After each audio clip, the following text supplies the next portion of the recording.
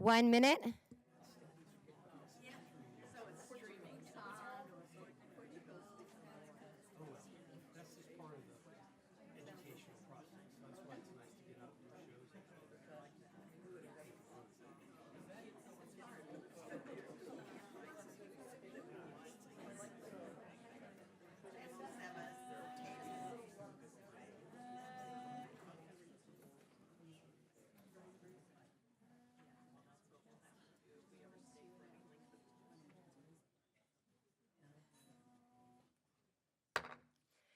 Good evening. Is this on? I would like to take this opportunity to welcome you to the school board meeting this Tuesday, February 21st, 2023. The public is encouraged and welcome to address the school board at the hearing of citizens. The board clerk, Kathy Tompkins, collects the cards for our hearing of citizens. Once the hearing of citizens begins, no more cards will be collected.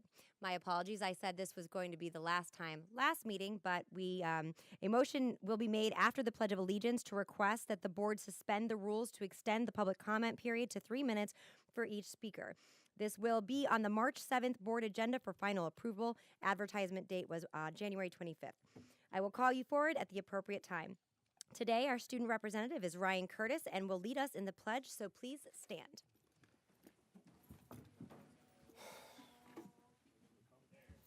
I pledge allegiance to the... Wait 1 second, guys. Hold up. I'm excited about the patriotism, but we're going to let our color guard start first. Oh.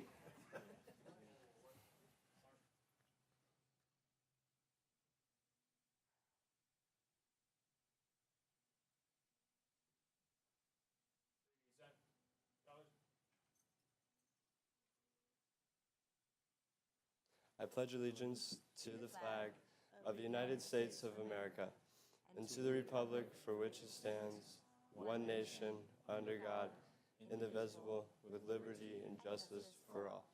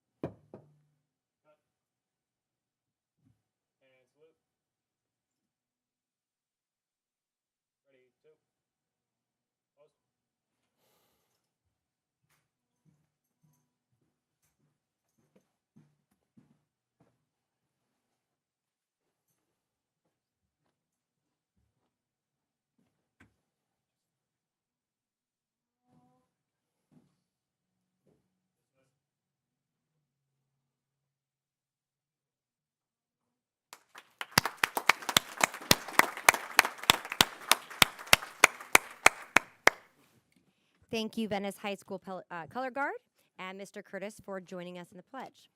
Next up, we have a musical performance to enjoy from Woodland Middle School Flute Quartet playing aria and minuets. Students are Natalie, Grace, Lindsay, and Megan, and the band director is Thomas Duber, Principal Mark Grosenbacher. The quartet received a superior rating at the Solo Ensemble and District Performance Assessments. Come on up.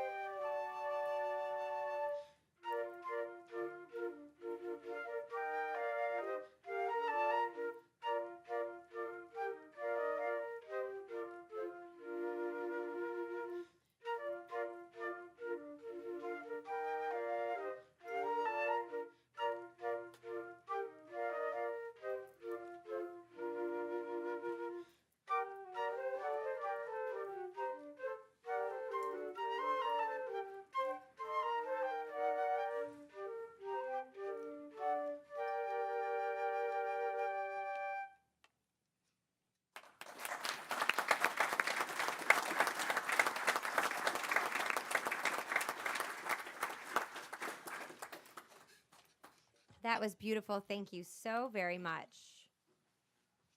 Give them a minute. Our student representative today is Ryan Curtis from Venice High School. Welcome, Ryan. Thank you for joining us today as our student representative. Please tell us a little bit about yourself. All right.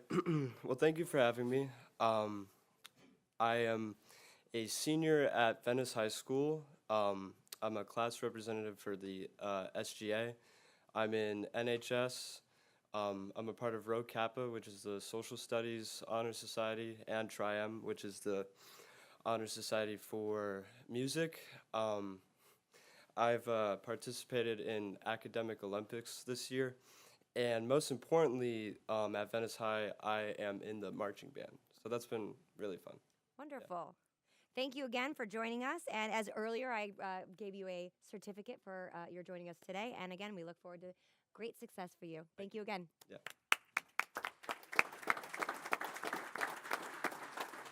As mentioned previously, we have a board policy that that was approved for a advertisement, but is increasing the public comment to 3 minutes, but it has not been finalized, and I'd like to suspend, so I would move that we suspend the public comment policy and increase each speaker's time to a total of 3 minutes each. Second. I have a motion and a second. This should be the last time that we have to do this. Are there any comments? And since not, I will do a voice vote. Mrs. Marinelli? Yes. Mr. Enos? Yes. Mr. Edwards? Yes. Mrs. Rose? Yes. And the chair votes aye, and the motion passes 5-0. Moving on to the next item of business is the superintendent's report. Dr. Foster. All right, good evening. Thank you. First of all, I want to thank the board and the community for giving me the opportunity to serve in this role as the interim superintendent. As I shared last week in a video, as a lifelong resident of Sarasota, I've had the opportunity to work in our district in pretty much every capacity. As a student, I was a teacher, school-based, and school district administrator, as well as a current parent in the school district. It's an honor to be selected to serve in this role as the interim superintendent. And I just want to share I'm committed to ensuring that our students, teachers, staff, school leaders, and parents have all the necessary resources and support needed to continue moving Sarasota County schools on the path to academic excellence. A couple other announcements I want to share. First of all, the school choice window is open. It closes soon. Applications will be accepted now through 4:30 p.m. on Tuesday, February 28th. For more information, you can visit the school choice link on our website. Parents and guardians needing assistance with the online application are encouraged to contact the Office of Accountability and Choice, and the phone number is 941-927-9000, extension 32258. Also, reminder, if you have not done so already, to access the family portal. Parents and guardians are strongly encouraged to create a portal account if they haven't done so already. And this is a place where you can check your child's grades and everything else. So we encourage you to access our portal system. I also want to share our winner of SCS Care of the Month for January. The winners were Officer Stephen Roy, Michelle Hughes, Claire Edwards, all at Lamarck Elementary School. So I'm going to read what was the nomination. This is from a Lamarck parent. I would like to nominate Officer Roy, Claire Edwards, and Michelle Hughes. My daughter's bike was vandalized. Officer Roy went above and beyond to ensure that my daughter received her bike back, including calling a local bike shop for repairs and being willing to pay for it himself. The bike shop did the work for free, so Officer Roy did not have to pay for it. Michelle Hughes and Claire Edwards stayed with my daughter every step of the way and ensured that she felt supported and loved throughout the entire event, which was an extreme help to her in dealing with the situation. We are forever grateful to these three individuals.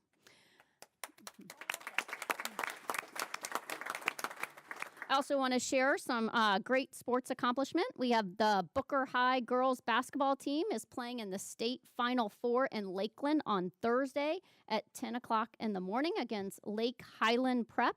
This is the second year in a row for Booker High School to go to the state tournament. Also, we had Northport High's Aubrey Jarvis and Northport Imagine's Madison and Tristan Atwood all won individual state girls weightlifting state championships. Imagine also finished as team state runner-up. And it's also a busy time in the arts. Several Sarasota County schools, middle and high school jazz bands and orchestras performed at the District Music Performance Assessment last week, and we're so proud of how they represented our county and their schools. We've had many students, like this evening's performers, participating in solo and ensemble music performance assessments. And additionally, we'd like to give a kudos to Northport VPA dancers and teacher Heather Nelson, who recently performed on the National Honor Society for Dance Arts Honors concert at Blake High School earlier this month. They were there to perform for their dance area assessment. So those are our announcements. Wonderful, thank you. And I want to thank Dr. Foster for jumping right in. There's been quite some busy agendas moving forward, but so thank you very much. Moving on to the hearing of citizens, each speaker will have 3 minutes to speak. When the timer flashes yellow, 1 minute remains, and you will need to begin to summarize. You must stop speaking, when the buzzer rings. Please note that the respect for divergent viewpoints and civility will be shown at every board meeting. Whether you agree or disagree with a speaker, you should listen politely and respectfully without making any sounds of approval or disapproval, including clapping. I recognize that there is a lot of passion and emotion with the decisions that come before this board and the impact that they have on our students, families, staff, and community. As such, I believe it is important that we afford the opportunity for every speaker to be heard. To my fellow board members, any comments during hearing of citizens that you would like to respond to will take place at the conclusion of public comment. My request is that you respond and you keep it to the issues that have been brought forward and refrain from directing it to any individual of the public. I will also note to members of the public who are speaking, if you could please keep your comments to the board and refrain from directing any issues or comments directly to our staff. Per state statute 1001.372, parent 3, anyone causing a disruption will be first given a warning, and if the conduct does not stop, you will be removed from the chambers. And forgive me if I do not correctly pronounce your name. I welcome you to correct me when you come up. First, I have Debbie Ezell, and after that, Lindsay Howell. Well, good evening. It's been a long day for you all today. I wasn't privy to watching your meeting today, so I'm not sure everything that occurred. So part of my speech is going to be changed a bit because I was going to talk about the IEP recordings again, and I may as well just start. The IEP policy being voted on this evening, this policy, the one that was first published, is not parent-friendly. It can be used to bully, discredit, intimidate parents from recording IEPs. Since there is an entire team to present during an IEP, you're now allowing a team member to opt out of any recording. Is this even legal under IDEA? Wouldn't it make sense to leave the union from bargaining recording IEP 504 meetings? How does the union have privilege over my child? They shouldn't be in that meeting with me and the teacher and the team. The children should always come first in their education and their goals. I was always able to record and had an excellent ESE teachers and therapists. No one opted out of a recording. Many things I recorded for my husband who was working. 62 pages is a lot of information about goals and yearly plan for my daughter. Please do not pass this and rewrite the issue if that's the one you were going to vote on. The only ones benefiting from this policy are the attorneys. And the attorneys win when parents file due process. And so that leads me into another big concern of how can we continue with changing things in this district if we use the same law firm? Mr. Dugan walked into this last meeting 2 weeks ago. He was not wanted at all. I do realize that's not our school police force now. They said that that's a company that comes in. I literally was screened like a TSA going on an international flight, having to raise my shirt to show my belt last time. While he walked in with his briefcase and his partner, or Mr. DeLeo prior, he told everybody at a board meeting that we were his least favorite client, the school board. So I think that the policy needs to be even across the board instead of picking and choosing who's allowed in. I also saw all the performers last meeting walk right in. No parents were wanted. But those of us that were coming in, we're coming to a school board meeting. We aren't going on an international flight. So I was pleased to see tonight that they weren't here. And it was not an issue. So, but I do think we need to change our attorney, law firm, because we're not going to get any significant changes repeating over and over, trying the same thing with the same people. It's not working at all. Okay, is that it? That's it. Oh, wow, Thank that you was very fast. much. Thank Mrs. you. Howell, or Y'all Lindsay have a Howell, good and then Jill Lewis Spector.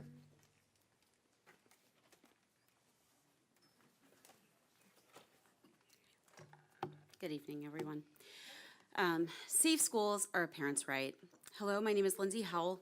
I'm a proud and very involved Sarasota County public school parent. I've never spoken at a school board meeting. I'm also a proud product of the Sarasota County public school system, and I fully believe in parental involvement. However, I do believe with the new proposed policy of 9.60 visitors should not pass as it stands.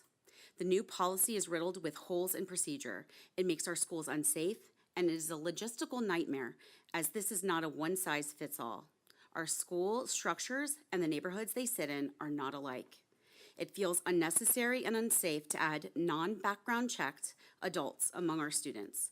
Also, the policy as it currently stands was revised in 2018 under the guidance of the then Chief Inos, the same Mr. Inos who now sits on our school board, the same Mr. Inos that spoke around the state and celebrated for the safety protocols he put in place after the Parkland shooting in 2018. These are not COVID protocols, these are Parkland protocols. Why would we change policy that is obviously working? Why would a celebrated school safety expert change his position on this policy he put in place? In a February 2002 article in the Herald Tribune, Mr. Inos is quoted in saying, "You have to be safe at school in order to be able to learn, especially today with everything that's going on in society." Is this board prepared to change a policy that is working? The Raptor system and the cross-checks by our front desk employees who are not trained TSA agents or police officers seems flawed and dangerous. The traffic at the start of the day is much greater than lunchtime traffic. I am there at lunch, as referenced in today's school board workshop. If compromise is welcomed, we need all parents to have volunteer 2 or volunteer 1 badges to enter schools at morning drop-off. There is compromise there.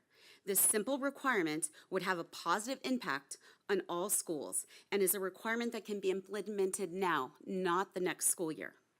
With an overwhelming dissent on this policy with our teachers, they are the ones in the classroom. I believe they should have a say.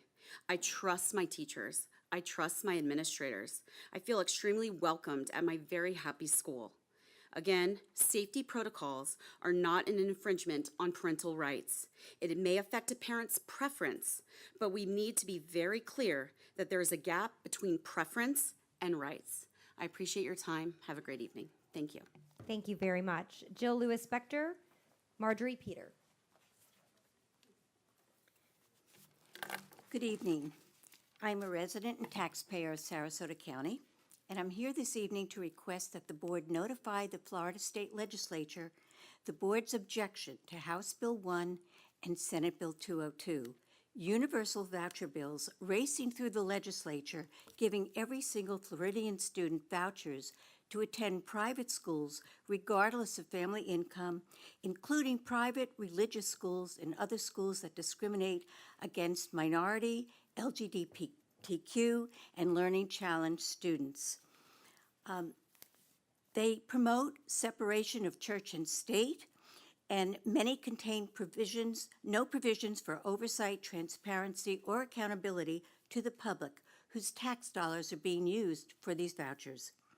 These bills are Robin Hood in reverse, taking money from average taxpayers, giving it to wealthy families that previously used personal income for their children's private school tuition.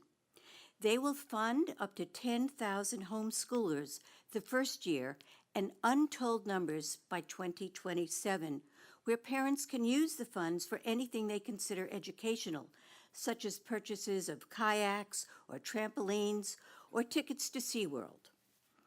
Senate Bill 202 addresses private schools' low quality and unaccountability by actually lowering standards for district schools, such as eliminating safety standards for transportation and reducing standard certification requirements for teachers.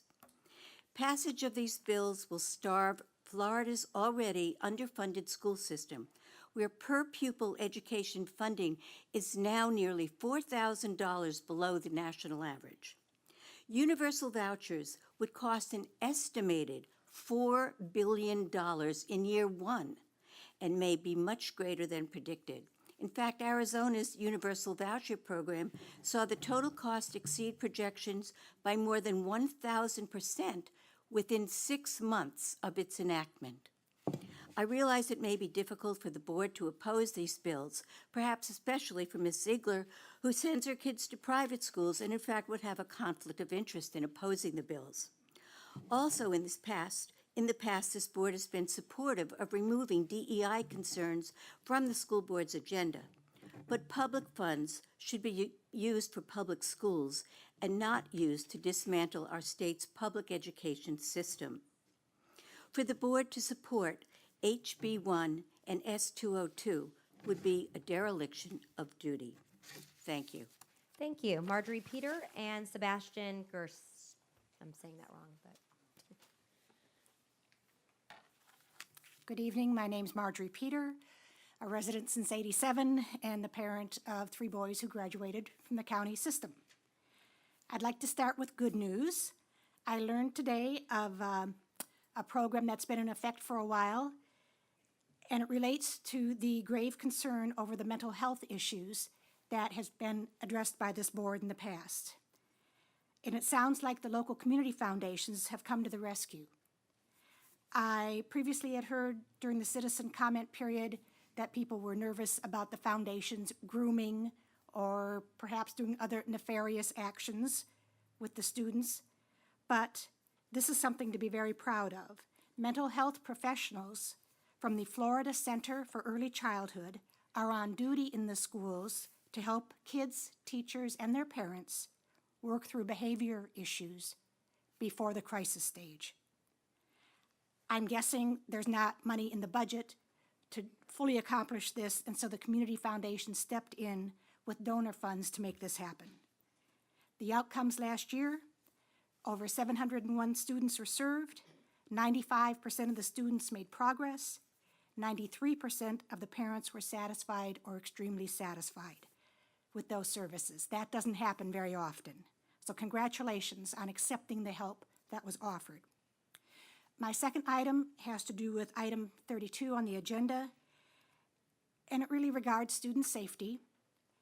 I'm asking, why does it lead to academic excellence for a parent to be able to walk a child from the front door to their classroom door? What about letting students grow up a little, mature, make their own way? And I'm not talking about special needs students. There's always going to be exceptions. Stick to the issues of promoting education and not dependence. My last item, I also would like to refer to the Senate Bill 202, the companion bill to the House bill regarding education savings accounts for the religious, for-profit charter schools and private schools. This one does go a step further, and it's where you can have an impact. Because if it passes, the State Board of Education will seek input from school boards. And they're seeking input on how to dumb down the requirements and regulations, not to bring up the regulations for the private and for-profit schools, but how to reduce regulations for the public schools. If you really want a level playing field, and that's been addressed here before, please insist that the for-profit schools rise to the standards of the district you represent. Thank you for your time. Thank you. Sebastian Gersel and Christy Carwat. Am I saying your last name right? Yeah, you got it. Oh, hey, Yeah, okay, thank all you. right, thank you. Ladies and gentlemen of the school board, I'm Sebastian Gerstel, a sophomore at Riverview High School. A few weeks ago, we heard the president give the State of the Union, and so today I propose I present to you the state of our schools. The topics I present to you today affect the majority of our schools, especially our middle and high schools. Sadly, I don't have much positive news. At Riverview High School, the destruction of student restrooms continues, resulting in locked bathrooms for extended periods of time despite investments in security. At Brookside Middle School, a student was stabbed recently for no apparent reason. At McIntosh Middle School, there was a fight just recently of 10 plus kids involved. At Sarasota High School, a source tells me a few weeks ago that in a single day there were at least 6 fights on campus. And just recently, a source told me that Riverview High School, a student was found with a knife. The administrator took the knife. The student got no punishment. At the end of the day, got their knife back. Our schools are unsafe. They are disorderly and definitely not providing an excellent education. But it doesn't end there. With the former board and superintendent, most school statistics turned red, but the following flourished, those being the percentage of students using marijuana, inhalants, LSD, methamphetamine, and cocaine. Sarasota ranks above the Florida average for all the drugs I just mentioned, according to the Florida Youth Substance Abuse Survey.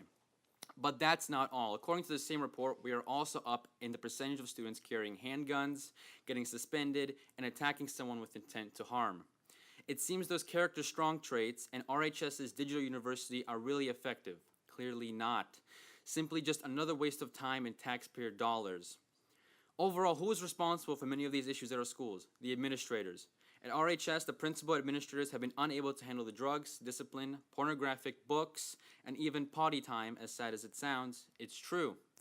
It's time the board enact strong policy to better our schools. But let me tell you this, you will never get anything accomplished as long as this board allows failing bureaucrats to control our schools. Let's ensure administrators are doing their jobs, let's ensure our schools are orderly and safe, and let's ensure our schools are constructive to a student's education. Thank you. Thank you very much. Christy Carwat and Lila Newcomb. Good evening. I'm here mainly as a teacher today. I know the board is facing a lot of many important decisions, such as hiring a new superintendent, perhaps maybe making a statement about the legislation that is in our legislature right now. So I wanted to make a comment on what I believe are the responsibilities of this school board, or any school board, and the characteristics of quality school board members. Then I want to compare those with how I see our board. Before I formed my own opinion, I reviewed several professional articles that outline the responsibilities of the public school board and that explain the characteristics of great school board members.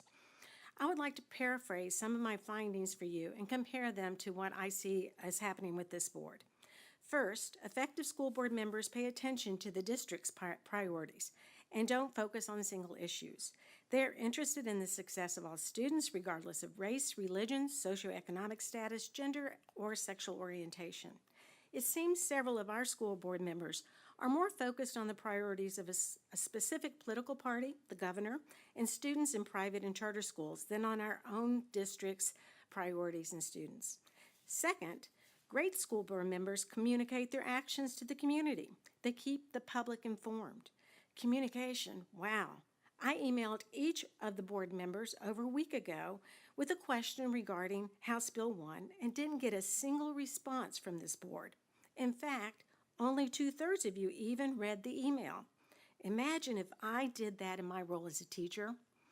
From day one, it has been evident that this board has not communicated their true plans for the district. Their firing of Dr. Aslan is case in point. Great school board members adopt a fiscally sound budget. This is the third one. They ensure the fiscal health of the district. This is exactly why I emailed the board about HB 1. I can only assume that 4 of the 5 board members support this bill because no one seconded Mr. Edwards' motion regarding the bill in the last meeting. If the bill passes, it will be detrimental to the fiscal health of our school district. It will reduce our budget by millions. Apparently, the fiscal health of the district you serve is not a priority for some of you. Your number one priority should be what is in the best interest of the district schools, not the competition. Would the board of Pepsi support giving part of its revenue to those who prefer Coke so they could buy it instead of Pepsi? Fourth, great school board members advocate at the local, state, and national level for public education. They advocate for strong public schools, not private and charter schools. If you support tax dollars going to charter and private schools, you are not advocating for public education and strong public schools. Last, while I was researching, I found what an effective board member does not do. A public school board member does not use her position on the board as an opportunity to put forth a political agenda with little Thank you, relevance Mrs. Carwat. to student Next, achievement. Layla Newcomb and Raina Bazzini.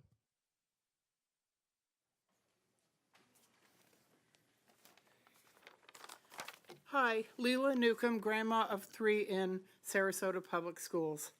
I have one granddaughter who goes to school with a tremendously diverse group of individuals. She is heavily into the arts as well as the honors academic program called ACE.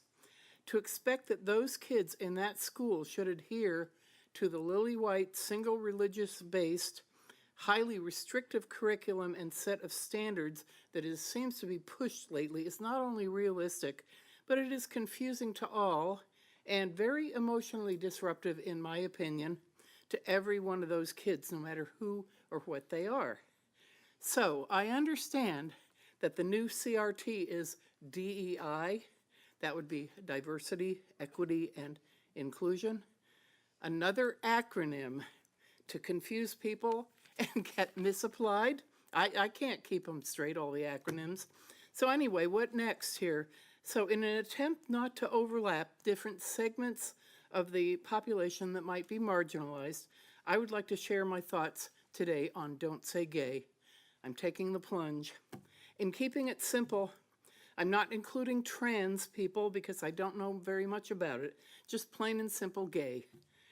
As a retired musician with classical music roots, I personally have had many gay men friends over the years, and in my humble opinion, they were not possessed by Satan, they were not groomed by anyone, or heaven forbid, they might have read a book. I don't think so. Anyway, actually, they have been, in general, some of the most fun-loving, gentle people and they never came on to me either, so we could actually have a genuine friendship. Now, don't get me wrong, I also love He-Man types of men, trust me. That is, if they are good people. There have been many studies indicating that there are genetically based reasons for these differences and that they are not diseases someone can catch. Anyway, as for the gay folks I have known, none of them have been predators. There are predators who are white, predators of other races, heterosexual predators, gay predators, members of the clergy predators, all of whom are definitely to be feared and totally disgusting in my opinion. Anyway, I just think everyone should think about all of this and prioritize what to worry about and get over the fear of that which is different from ourselves. Thank you. Thank you. Raina Benzini and Barry Preston. That's a hard act to follow. My name is Rana Bazzini, and I am a resident of Sarasota. An article was sent to me today that caught my eye.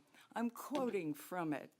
Conflict in Sarasota County had emerged between educators and ultra-conservatives following a local election when the Republican Party staged a political revolution at the polls. GOP swept all county offices, including commissioners and the school board.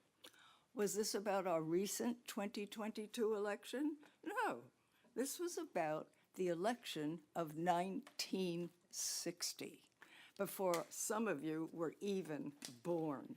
Two sayings come to mind. History repeats itself, and the more things change, the more they stay the same. Back to the present. Watching the workshop this morning, I was impressed by the attention paid by all the board members to how our funds are allocated and the sources from which they come. They spoke of fiduciary responsibility and how seriously they take it. At the same time, our board was addressing this issue. Tallahassee was hearing bills that would inflict fiscal damage on all our public schools. Senate Bill 202 and House Bill 1. They would transfer our tax dollars to the expansion of Florida's voucher program. Other speakers can and will address that far better than I. This is done in the name of choice, which seems to be a wonderful term batted around lately. But choice in this context seems more like that offered by Hobson, as in Hobson's choice. If you're not familiar with it, Google it. Thank you. Barry Preston, Lisa Schur.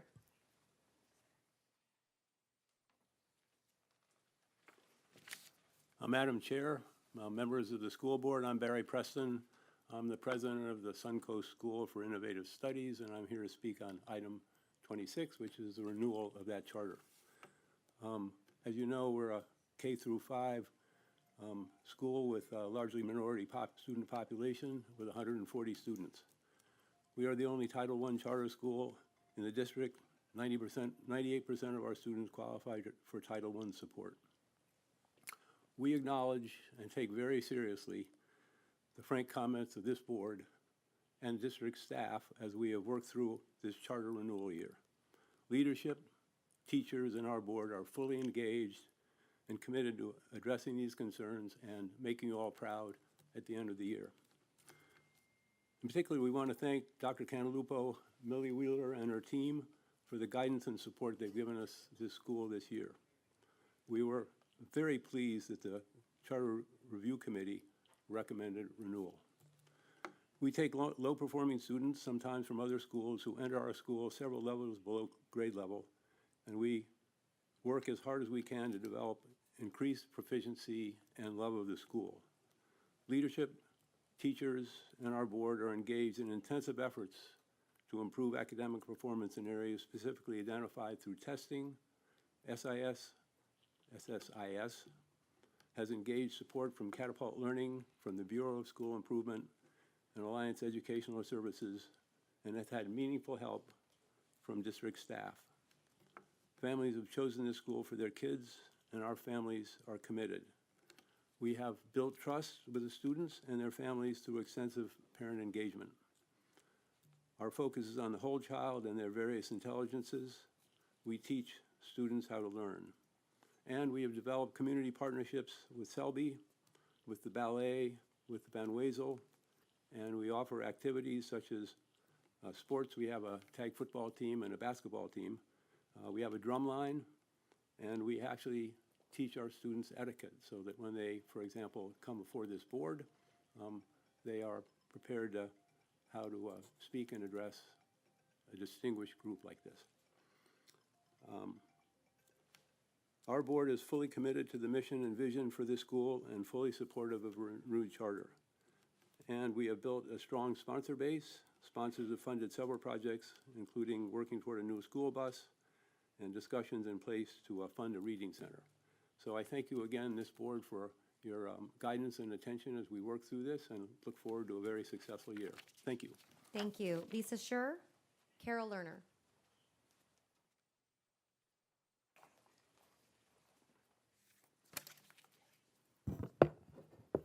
My name is Lisa Schur. I'm a parent of a student in the district and a co-founder of Support Our Schools. I'd like to discuss agenda item 34, which is the superintendent search firms that you discussed today in the board meeting, which I watched. I have to say, I don't understand why you're even considering talking to Sunshine Enterprise unless you didn't bother to read through the materials and look into this firm. Besides the fact that they want 20% of the first year salary, which would be about $44,000, they've only been in business 6 years. But the most interesting thing, if you look at a review of their references and a list of the current searches that they're undertaking, they haven't undertaken any educational executive level searches. It would not be a mistake to say that the searches that they do are not executive level searches. Let me read to you a few of the positions they're now seeking to fill. Sales and marketing coordinator, fine. Fleet mechanic, receptionist, equipment operator 2, concrete laborer, groundskeeper, refuse collector, dump truck driver, class A and B, construction laborer, yard buggy driver, refuse collector, and LPN in assisted living facility. Now, these are all honest, hardworking jobs, but this is not a search firm that we should be using to find a superintendent. It's ridiculous that they were even named. Lastly, I'd like to comment on agenda item 24, the legislative lobbying contract. At the last board meeting, as someone mentioned, Mr. Edwards raised the issue of, are we going to lobby against House Bill 1 and Senate Bill 202? For those not yet up to speed, House Bill 1 would strip $60 million out of the Sarasota County school budget in the first year of its implementation, and over time may end up killing the private school system. This money would go to pay for private school educations for children who have never been in the public school system, thus taking a huge chunk out of our public school budget. Oddly enough, in the discussion of the budget today, I didn't hear anybody talking about what we're going to do to fill that hole. I'd like to remind those 4 board members that your first duty of loyalty as a constitutionally sworn officer, board member, is to the stakeholders in this district, the public school district. In the case of you, Ms. Ziegler, you have a serious conflict of interest. While you certainly have every right to put your kids in any school that you see fit as their parent, you don't have the right to make decisions that will benefit your own self-interest, including your own political aspirations, to the detriment of the students and parents of this district. It's beginning to appear as though you've never found a conflict of interest you can't embrace. Just be aware that the public is watching you, and we don't like what we're seeing. I'll leave with this. Well, maybe I won't. Thank you very much, Carol Lerner and Teresa DeWitt. Good evening, Carol Lerner. At the February 7th school board meeting, I urged the school board to add to the 2023 legislative platform their opposition to the most dangerous bill, HB 1, that, in my opinion, has ever been proposed in the Florida legislature. To my pleasant surprise, later in the meeting, when the legislative platform was up for a vote, board member Mr. Edwards made a motion to amend the legislative platform to oppose HB 1. When Mrs. Ziegler called for a second to that motion, there was silence. When she called a second time for a second to the motion, again, silence. And then Ms. Ziegler announced the motion had died. HB 1 and its Senate companion bill, Senate Bill 202, sets up a free market apparatus modeled on the Amazon marketplace to privatize education. It is universal, meaning that every parent guardian of K-12 school-age children can apply for an education savings account, where nearly $8,000 will be deposited in a child's name.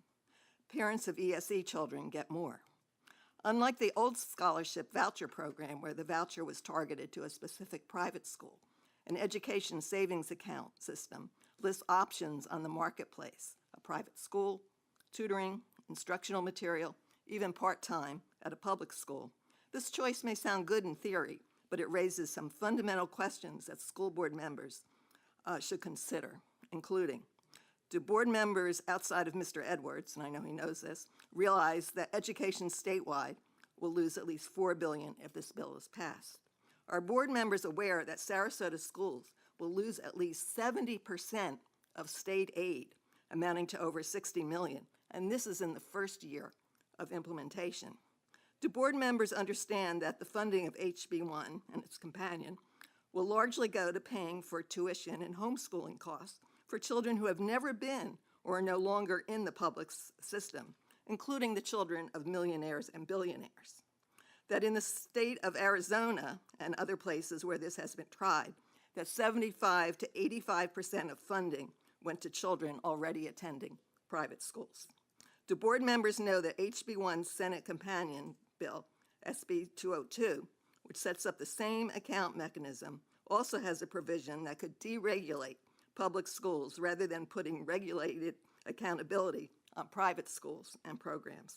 Do board members know that the idea for education savings account was schemed in libertarian think tanks to get around court challenges and to ultimately dismantle public education? How will the board decide what to cut back on? Will it be laying off hundreds of teachers? Will it be a 10% reduction for teachers?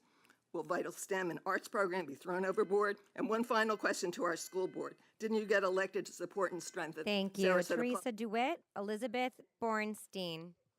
Thank you, Mrs. Lerner.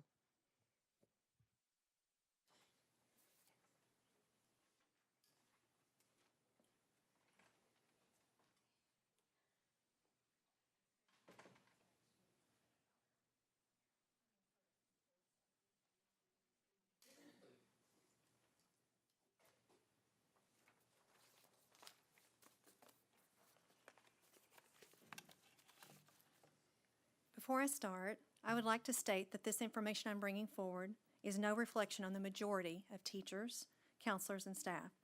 Character Strong is very confusing because that was the intent. It took months for the previous superintendent to admit that Character Education and Character Strong were two different programs. I'm very concerned board members have waited months for data to support CASEL social-emotional learning being used to satisfy the Character Education requirement. The reason you have waited is because there is no data at all. My FOIA states the following, so the Herald can get it straight. The district never administered a survey to students regarding the Sanford Harmony Character Strong programs, therefore we have no data. The district did not utilize a consent form to the parents regarding Sanford Harmony and Character Strong. The district did not utilize a district opt-out form to the parents regarding Character Strong or Sanford Harmony. We are unable to locate any information on a principal survey given in from 2019 to 2021. It also concerns me staff nor the budget department today could supply the board with the American Rescue Plan with the ESSER dollars broke down. All board members were emailed to your school email around 1 p.m. What you're going to find is disturbing. But first, let me go into the different breakdowns that some administrators are attempting to use the CASEL Character Strong for. Substance Abuse and Mental Health Program is one program. Character Education is a second program. The multi-tier program is a third program. What has occurred, certain administrators have tried to pull Character Strong as a pipeline through every program with this district. Okay, that's to wrap it up really quick. Including the break-off would include the PBIS, Restorative Practices Training, which will fundamentally tie the hands of school police, the pre-K, the multi-tier, and the PLC community. I hate to be one to inform the board, but most of these programs have the accreditation stronghold of CASEL or Panorama. The American Rescue Plan is driven by data collection. There's over 20 million in different data collection programs for students and staff, including early warning indicator systems and diagnostic data. It states the school has already produced many reports and several dashboards on students. There's over 5 million for reporting systems for teachers to use in the multi-tier system, including a data manager. The FOIA results indicate no data was collected or presented. Again, I ask, where's the data that was collected without informed consent? Important to also point out the American Rescue Plan. Do you know our administration gave themselves over $3 million for administrative fees, but the ESE department only received $489,000. Did you know that ESSER funds can be used for new teachers, volunteers, training, or aides, but only one teacher was hired with over $68 million? Excuse me. Let me be clear. This district is on the hook for $68 million, $9 million going to charters. All of this funding has federal strings attached, and this goes until 2024. To summarize, why was no supporting data given to the community to justify Character Strong being implemented across many programs? Who was the expert or administrator who decided Character Strong, a new age, non-peer-reviewed program, could support this academic institution? Why were none of these funds earmarked for teachers, stress, aids for them, or additional teachers to lower the ratio of kindergarten classrooms? Thank you. Thank you. Elizabeth Borenstein, Seppi Ackerman.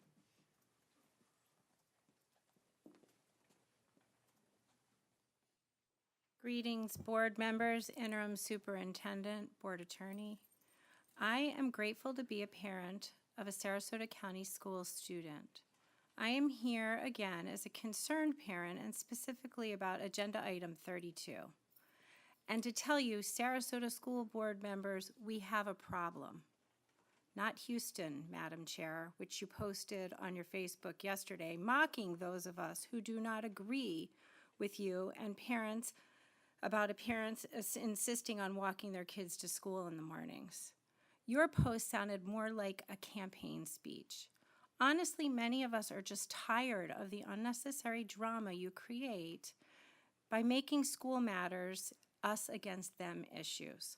Let's just stop this erroneous attempt for the loudest parents to try to control and monopolize teacher time and focus less on students' and teachers' needs to get this day started effectively and at the most hectic time of the day. Truly, this is a serious safety concern, and many of us resent your minimizing this. Yes, we know the Raptor system will be used, but this is clearly a drain on staff time when their attention is needed on other matters. We also know that the Raptor system is not foolproof, and that was even said at the workshop today. Anyone who has children in the schools knows that only the youngest students or students with individualized needs may have challenges going to the classroom. and typically only at the very beginning of the school year. The children get to know and love the teachers and staff, the safety patrol guides, my child is one, and they adjust very well. Exceptions can certainly be made for students who would benefit from accommodation. I wasn't in attendance at the last meeting because I was on a field trip as a parent chaperone. What a gift for my child and her fellow classmates. See, I'm proof that parents can be actively involved in their child's schools, in their children's schools. When my child first started as a Sarasota County school student, I took my role as a parent partner seriously and became a level 2 volunteer, and my husband did too. It is an honor to volunteer and witness the incredible learning and growth happening in and outside of the classroom. It is clearly due to the high caliber commitment of the teachers, staff, and administrators. And I encourage each of you to embrace your roles and communicate with them, trust in them, and advocate for our children and the administrators, teachers, and staff. I'm asking you also to prioritize the safety of our children and employees. I can't believe I even have to speak to this issue, and especially with Mr. Enos on the board. There is so much more we need to focus on, like the future of public education. I challenge you to rise above your partisan political platforms. Thank you. Seppi Eckerman, Faith Jenkins.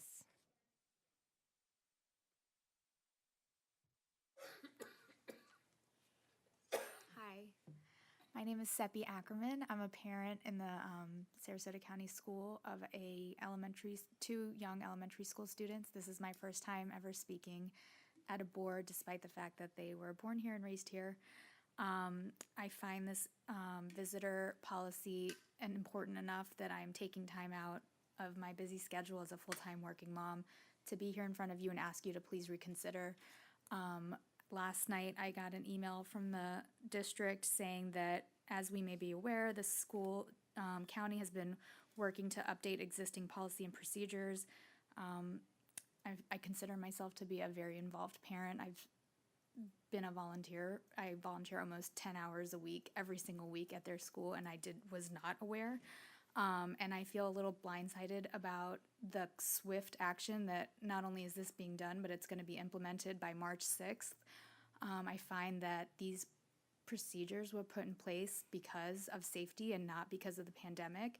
And they have given me so many hours of peace knowing that we have the current procedures in place, and to go backwards, it haunts me at night. Since I haven't slept since I found out. And I feel like in the email it says it's important to our schools that all visitors have a safe and enjoyable time. And while that, I do agree that it needs to be safe, it doesn't necessarily need to be an enjoyable drop-off. These kids are resilient. They've earned independence by dropping them off, and it's going to just be an overwhelming drain on our staff to have hundreds of parents line up to try to scan into a Raptor system. Furthermore, my oldest daughter is about to go to middle school, and I can't even imagine the kind of parent who is going to need to walk their children to class on a campus so large. Of course, there's going to be exceptions for mental health or disabilities, but that is not, I don't believe that that's the norm in any parent that I speak to. Also, I've yet to find one parent that feels comfortable knowing that there's going to be thousands of parents on campus potentially walking their children to a classroom door. It's just not necessary. And for this to be a policy from elementary all the way to high school, it's terribly frightening. So please reconsider. Thank you. Faith Jenkins and Lucas, I'm sorry, can't read what that last name is. Starts with an F, though.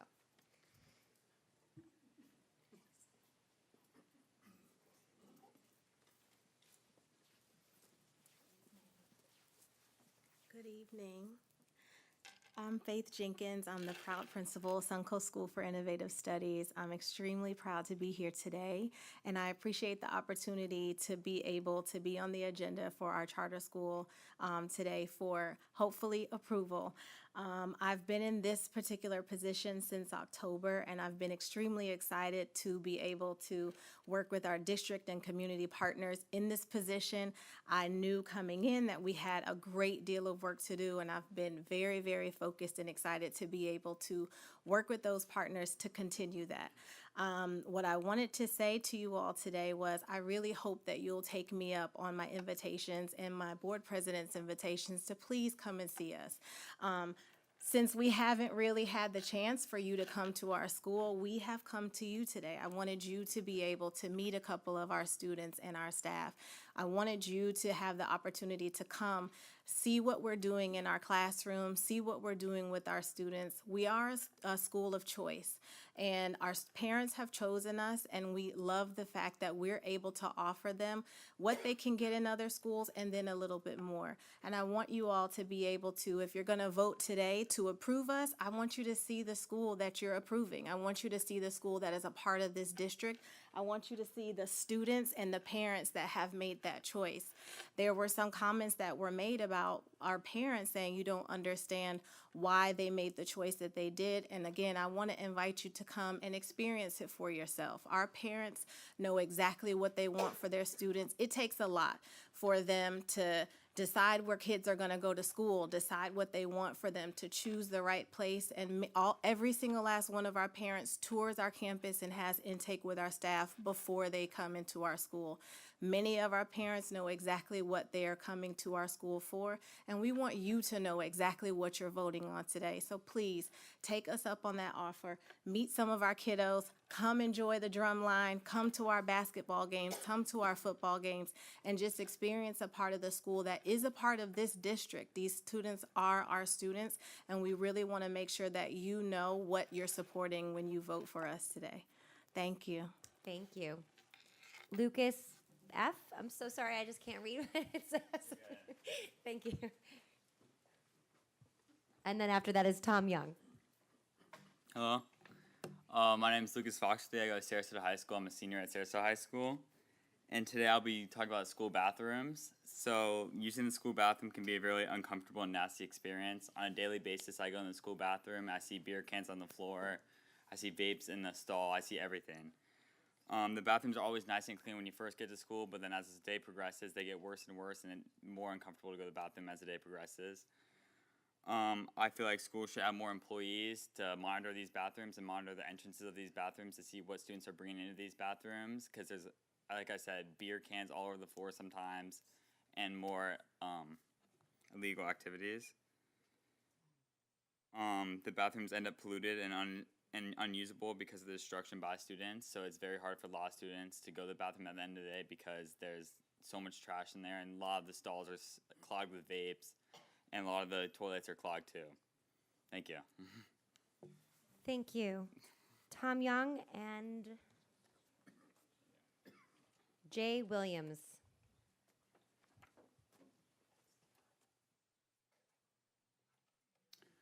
Good evening, board members, interim superintendent, counselors, counselor. My presence here tonight is premature. I understand that there will be an agenda item on the March 7th agenda that will discuss the relationship between Neola, the company that I represent as a consultant, and the school district. And at the time that motion comes before the board, I'll speak to the board if appropriate. Thank you, board members. Thank you. And the last speaker, I'm sorry, it's a J, but the last name Williams.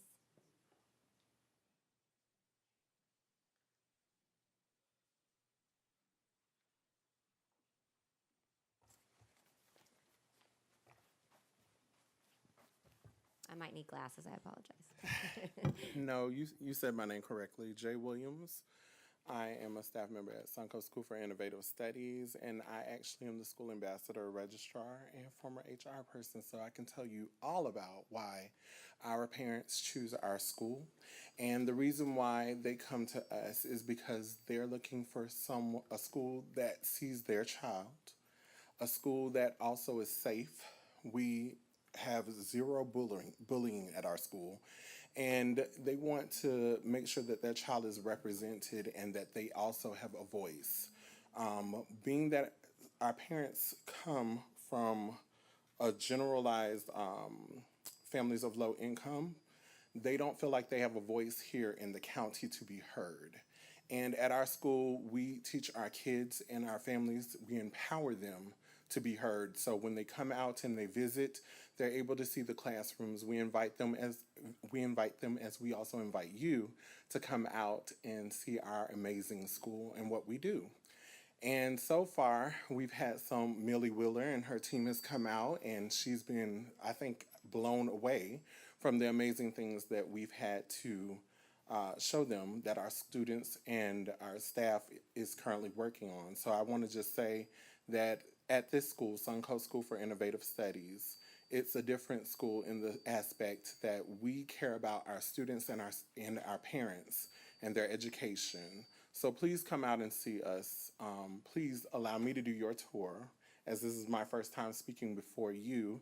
And our president has already spoken enough about all the things that we're grateful for. I hope we continue to receive your support from the district, and we'll show you the difference. Our school is not the same school it was prior to 3 years before I arrived and Dr. Evans arrived. And as you can see, we've made the transitions with Principal Jenkins stepping in and having also the community support from private donors to come in and support our school even better. So I invite you to come out, experience the difference at Suncoast School for Innovative Studies, and we will show you why our parents choose our school. Thank you, Mr. Williams. And that concludes public comments.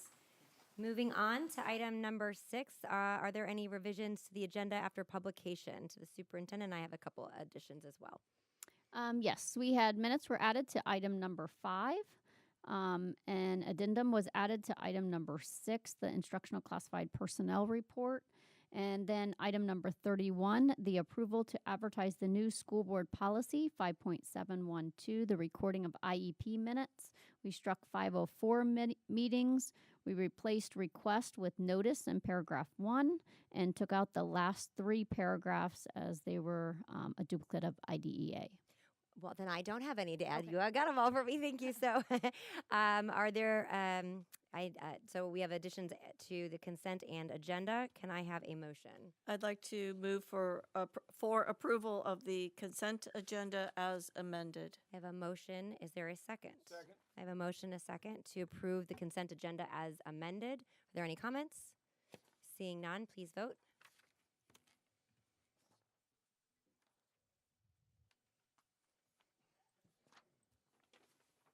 And the motion passes 5-0. Moving on to item number 9 for new business. Excuse me, not number 9. Item number 25, the charter school renewal. Is there a motion? I move to approve Suncoast School of Innovative Studies charter renewal. Second. I have a motion and a second. Mr. Duggan. Yeah, I just want to add a point of clarity. My understanding in the application, they asked for it to be renewed for 3 years. Statutorily, it would be 5 years. So I wanted to point that out to the board. If you were inclined to renew, it would be for 5 years, not 3 years in the application. So thank you for that. But so then please guide us as the appropriate place to amend that accordingly so the record reflects what's statutorily required. Yeah, so I would, I guess, in light of the motion in the second, I would amend the motion to be approval of the charter, or excuse me, renewal of the charter application for the 5-year statutory period. I move to approve the renewal of Suncoast School of Innovative Studies for the 5-year statutory period. Second.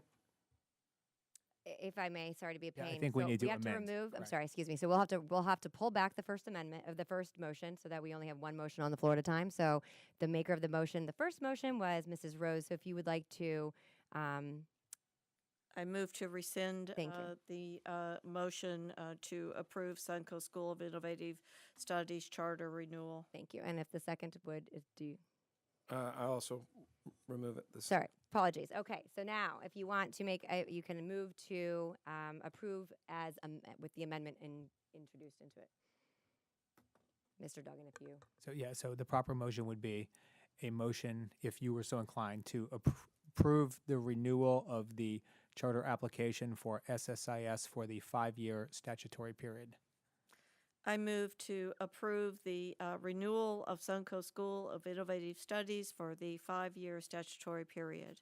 I have a motion. Is there a second? Second. Thank you very much. I have a motion and a second to approve the renewal application for Suncoast Innovative Studies for the 5-year statutory approval period. Mr. Edwards. I am have spent 2 years paying close attention to the school since I got here, for all of the reasons that have been discussed from the process that SSIS has been through. I am a fan of school choice. I am a fan of parents' school choice. But after really taking into consideration 20 years, I think that's about how long the school has been around, I find us still back to square one. And I see so many successful school choices, such as the Sarasota School for Arts and Sciences. I see a Sarasota Military Academy. I see Dreamers Academy on the rise. And I think it's, at least from my perspective, I know that Tallahassee wouldn't necessarily agree with me. They think it's school choice at all costs, period. I see and have paid very close attention to what happens for those students when they leave SSIS and they go into middle school. And those kids struggle. They struggle. And I'm not sure that that's in their best academic interest. And so with that having been said, I so appreciate all of the effort that their board has made, their principal has made. I'm grateful that they're putting in that attempt, but I will not be supporting their renewal. Thank you very much. Are there any additional comments? Mrs. Rose. Yes, thank you, Madam Chair. It is my understanding from our highly skilled Charter Review Committee and feedback from legal counsel that the school does qualify at this time legally for renewal, and I choose to follow that guidance. I also know that there's tremendous passion with those involved with this particular charter. I will acknowledge that you haven't been meeting my standard. I consider this a blessing for you and your passion to really know that you've got another chance here as far as I'm concerned, and the law is concerned. So I hope that you take full advantage of it, and we start to see some achievement gains for your students. The passion's there, looking for the achievement gains, so I will be supporting this. Thank you. Mrs. Marinelli. Thank you, Madam Chair. I also agree with Mr. Edwards and Ms. Rose on their comments, and I will be supporting the renewal, but I will be watching to see what the scores will be at the end of the year, and that knowing that each year we can evaluate, and if things don't improve, we can take action. But as of right now, because you do meet the minimum requirements and the Charter Review Committee from our district has recommended, and I do respect that, I will be supporting it. Thank you. Thank you. Mr. Enos. I will also be supporting it. I mean, ultimately, that with legal counsel and regarding to the Florida State statute, it says that they do not fall below in their performance below the line that would disqualify them from renewal. It doesn't mean that, I believe that when we receive the presentation, I think that the school does need, they realize that with oversight that they can have a lot of opportunity for progress, but based on the statutory requirement, also by following the law is what I've done for my 32 years. I will be supporting it, and as Ms. Marinelli said, with making sure that we receive effective and make sure that they receive effective guidance in regarding to continue to move their scores upward. Thank you. I too have struggled over the past couple years aligning with trying to figure out what comes next. I know there's been new leadership change. I see the spirit and passion. I also am a big advocate of parental choice and school choice, and knowing that we've had a very public conversation through this process, ensuring that as Mr. Edwards said, I mean, wanting children to be set up for academic success, there really is an element that concerns me as far as when they move into and transition into a middle school. Are they prepared? And making sure kind of the holistic picture of, are they prepared, and is our staff ready? Do they have the resources to remediate anytime there's a deficit? At the same time, and the legal component, I agree, I understand that, but I am kind of on the fence with this. The one part that I've said over the multiple times that we've had the discussion with SSIS as far as evaluating where they are and their academic position was, in the event they saw an inevitable aspect of them closing through this partnership from a community standpoint, if we are there truly for the students, that we have a heads up on that. And even as this renewal comes forward for 3 years, statutorily is required for 5. We're putting forward an approval for 5.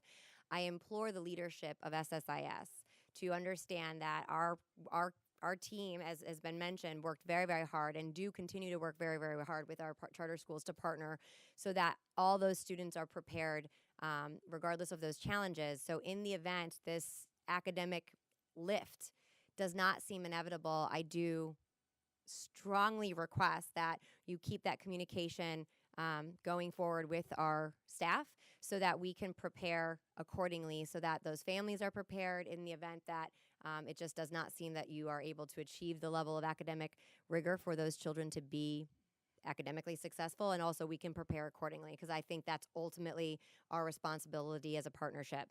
I will be approving this, and I want to thank the Charter Review Committee. You guys do an amazing job, and I really appreciate the work you guys do. Millie, thank you. Thank you, Dr. Cantalupo. So I will be approving this, and please continue the conversation. We do lean on you to be to be the director of that school, but we want to see all of our students be successful, and that shall continue. So. If there are no additional comments, board members, please vote on the item before you. Oh, pardon me. So I guess we'll do a voice vote. Mrs. Marinelli? Yes. Mr. Enos? I'm sorry, Mr. Edwards. It's the TE. It's messing me up. Mr. Edwards? No. Mrs. Rose? Yes. Mr. Enos? Yes. And the chair votes aye, and the approval for Suncoast Innovative Studies renewal application for 5 years pursuant to statute is approved. Moving on to the next item. Number 26. Is there a motion? Okay, I'm showing it as number 30. We're talking about the Welland Park. Oh, yes. Okay. I'm sorry. That's okay. I just want to be in sync. Yep. I move that the College Preparatory Academy of Welland Park K-8 charter school application be approved. I have a motion. Is there a second? Second. There's a motion and a second. Excuse me. I'm sorry. I know the numbers. So we're on redetermination regarding charter school application for Florida Charter Education Foundation, Inc., DBA College Preparatory Academy at Welland Park. Just for clarification, so everyone's on the same page. On mine, it says item number 26. Bear with me, and I'll look on the paper format. I have 2 agendas. Perhaps the numbers are different. Yeah, so it's item number 26 for both. So I just want to make sure before we move forward that everyone's on the same page so we know what we're voting on. I got it. Would you like me to repeat, please?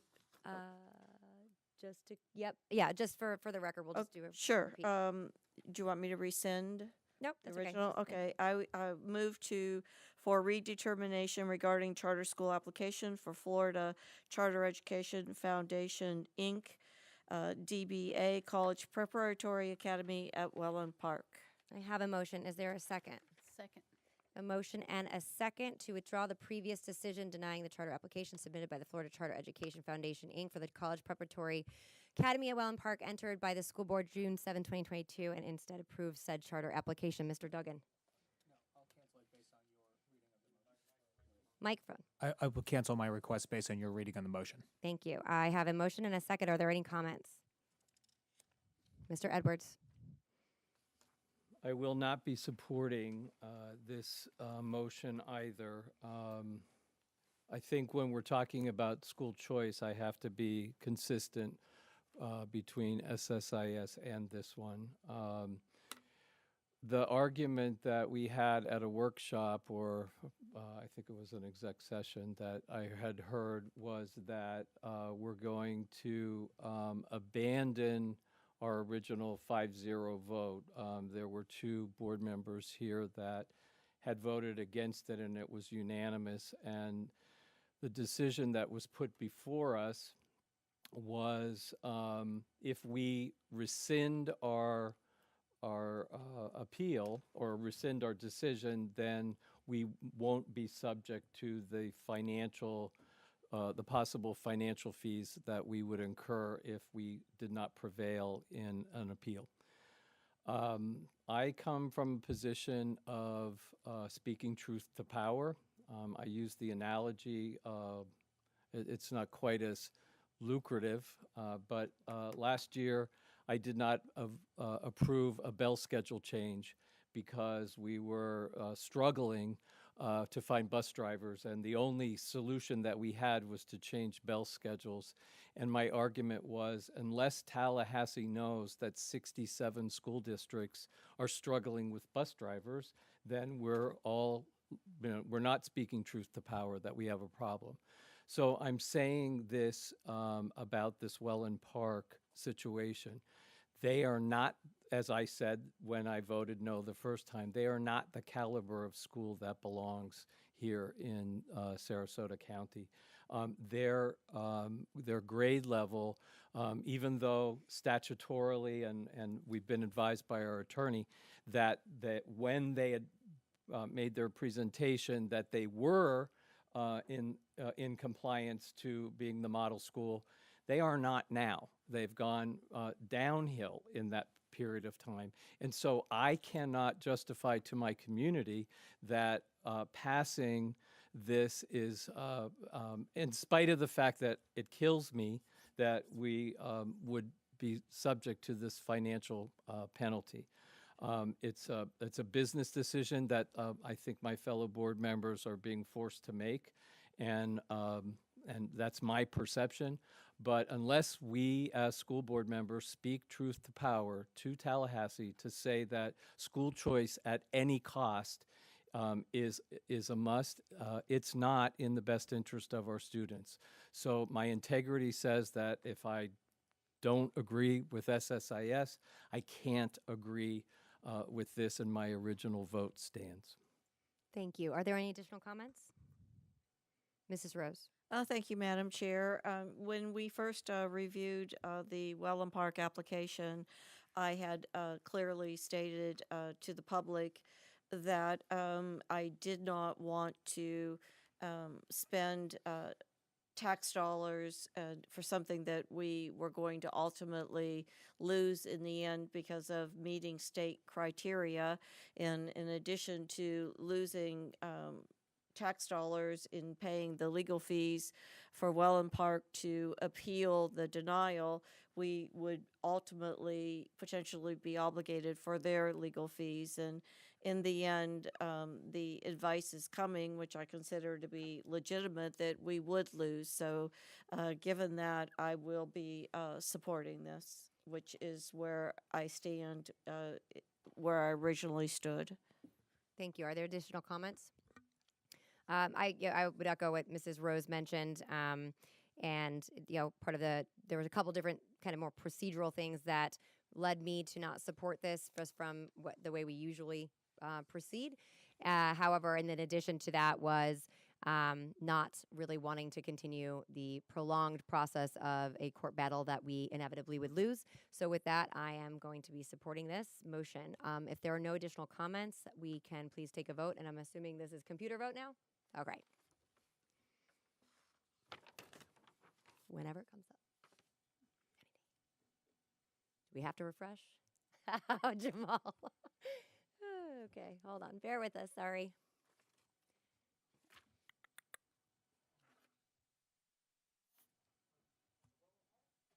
Okay, so we're just going to keep moving along and do a voice vote. Mrs. Marinelli? Yes. Mr. Edwards?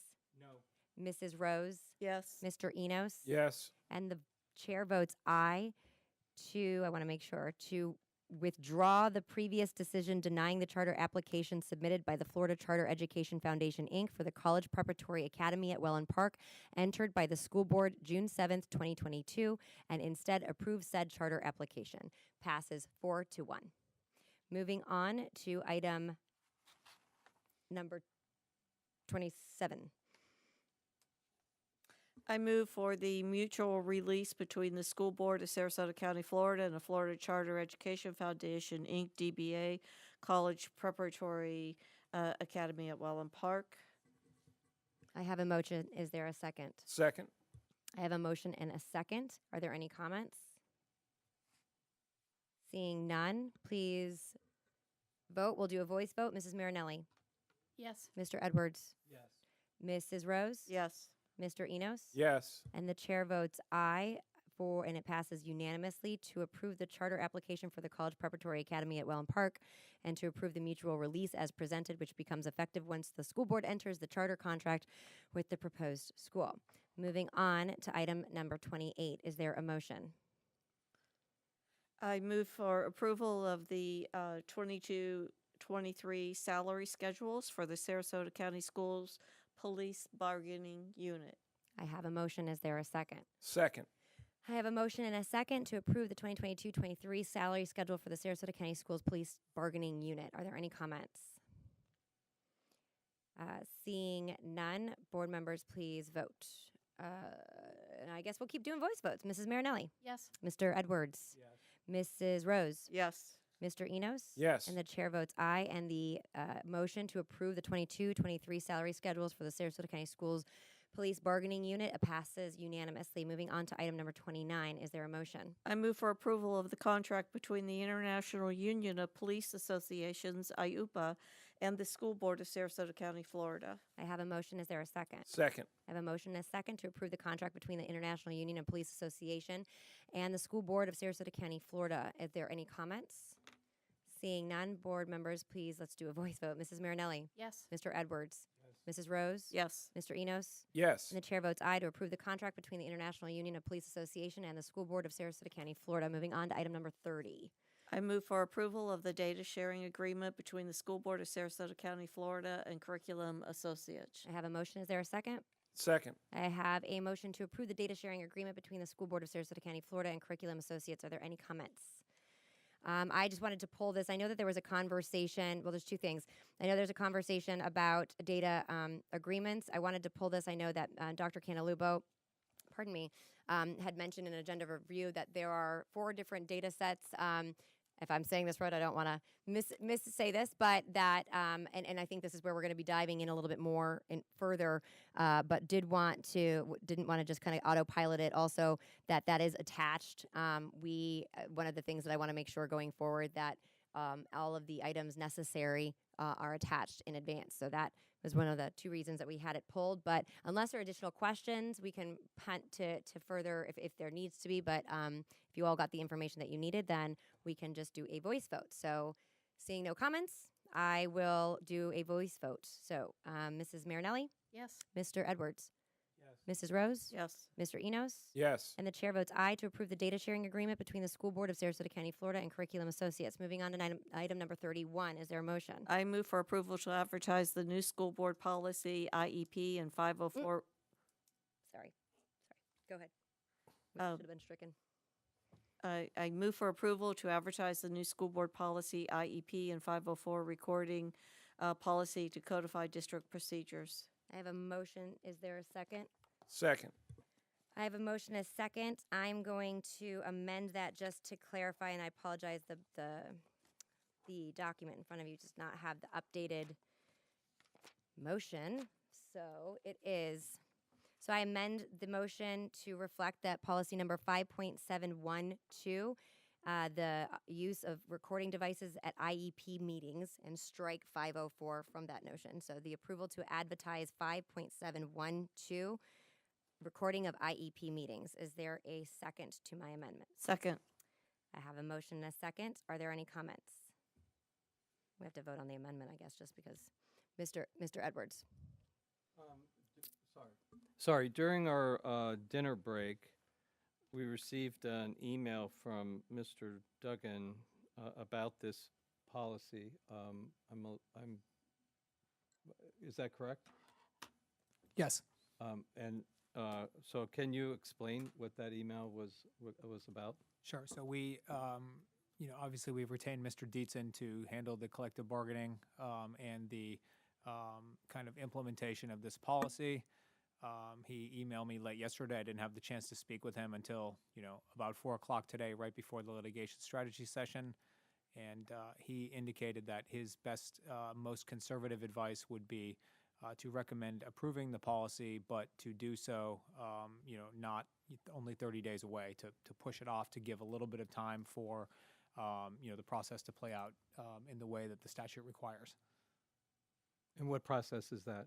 So Florida Statute 120.54 imposes some requirements about notice and advertising of policies, and in order to be in technical compliance with it, it requires additional time. Now, there's an argument that we could comply with it within a 30-day time period, but his, best, most cautious advice would be to push it, to still approve it for advertising, but to push it off into the future to make sure those time periods are complied with.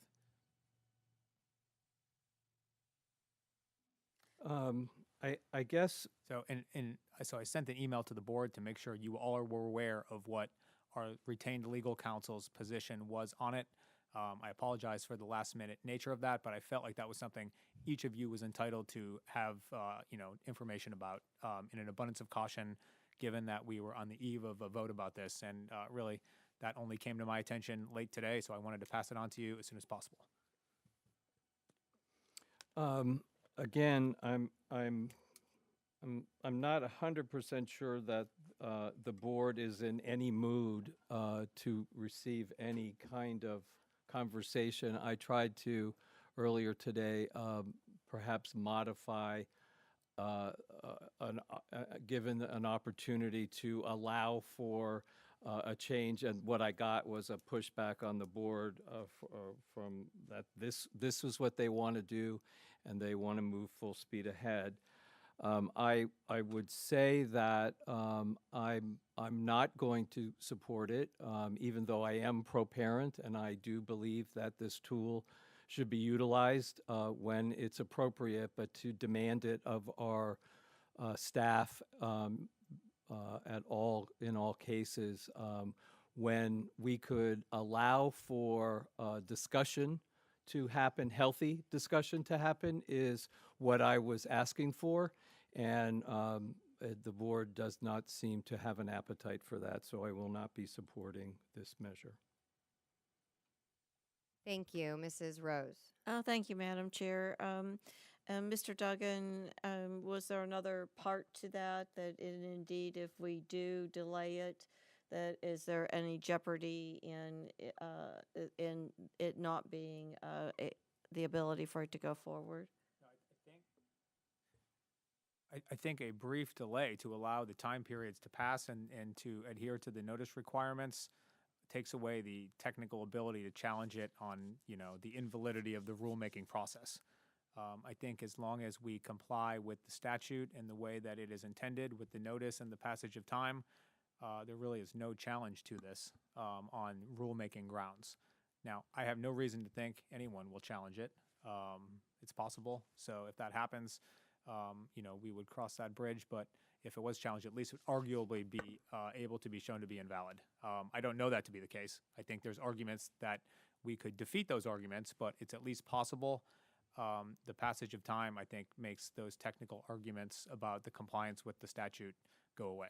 Well, if I may continue, Madam Chair? Yeah, please. We've been discussing this for a considerable while. I don't see it as something that just appeared a week ago or 2 weeks ago. This has probably been a year in that arena. What are the ramifications of if this were voted on today? Well, you can vote on it to approve it today. It really depends on when you set it to, vote for the policy. That would be, After what you would be doing today is advertisement. you're approving it to be advertised. Okay. Really, the issue is Okay. when you put it back on for vote. Okay. If you allow a sufficient amount of time to pass, I think it removes the ability to challenge it on, timing, rulemaking, technical issues.